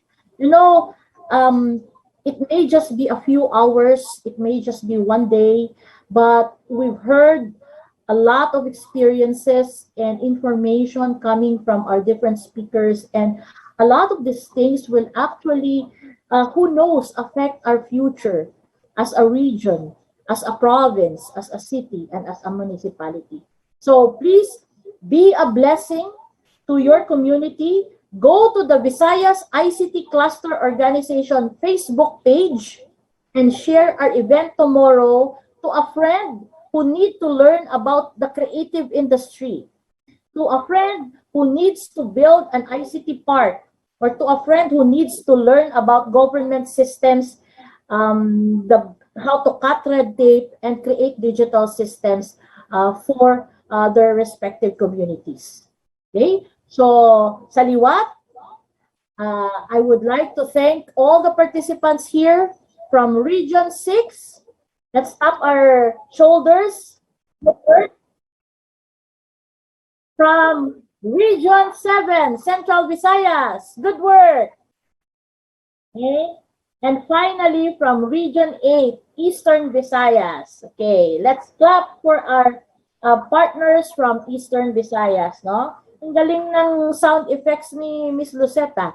Yan, maganda pag may nagka-clap para sa atin. So, in behalf of the National ICT Confederation of the Philippines, particularly the Visayas ICT Cluster Organization, or VICTOR, this is your host, Attorney Joselle Batapa-Sige, saying thank you very much for joining us. Until the next time we see each other. This is StarPay, ang pitaka ng bayan. StarPay brings the closest payment center at your fingertips. Just cash in your StarPay app and pay the bills. But that's not all we do. You can also send money, buy prepaid load and gaming pins, top up your RFID, and so much more, all in one safe and convenient application. StarPay empowers the Philippines and our local entrepreneurs, welcoming everyone to the digital age of convenience. StarPay, ang pitaka ng bayan. Download na! At Eastern Communications, we believe in a strong and personal connection. In prioritizing both our high-tech and our high-touch solutions, we bring back the human connection in the ever-expanding industry of information and communications technology. In doing so, we've amassed a wide array of various solutions designed to not only improve our clients' businesses, but to also create seamless experiences for their own customers. Every business needs reliable connectivity in order to maintain its day-to-day processes. These are only some of the many solutions and services that Eastern Communications has established over the years for our many partners. And while we still have a long way to go, you can be sure that Eastern Communications will continue to be your partner and take you from where you are now to where you want to go. Together, we can all finish strong for our tomorrow.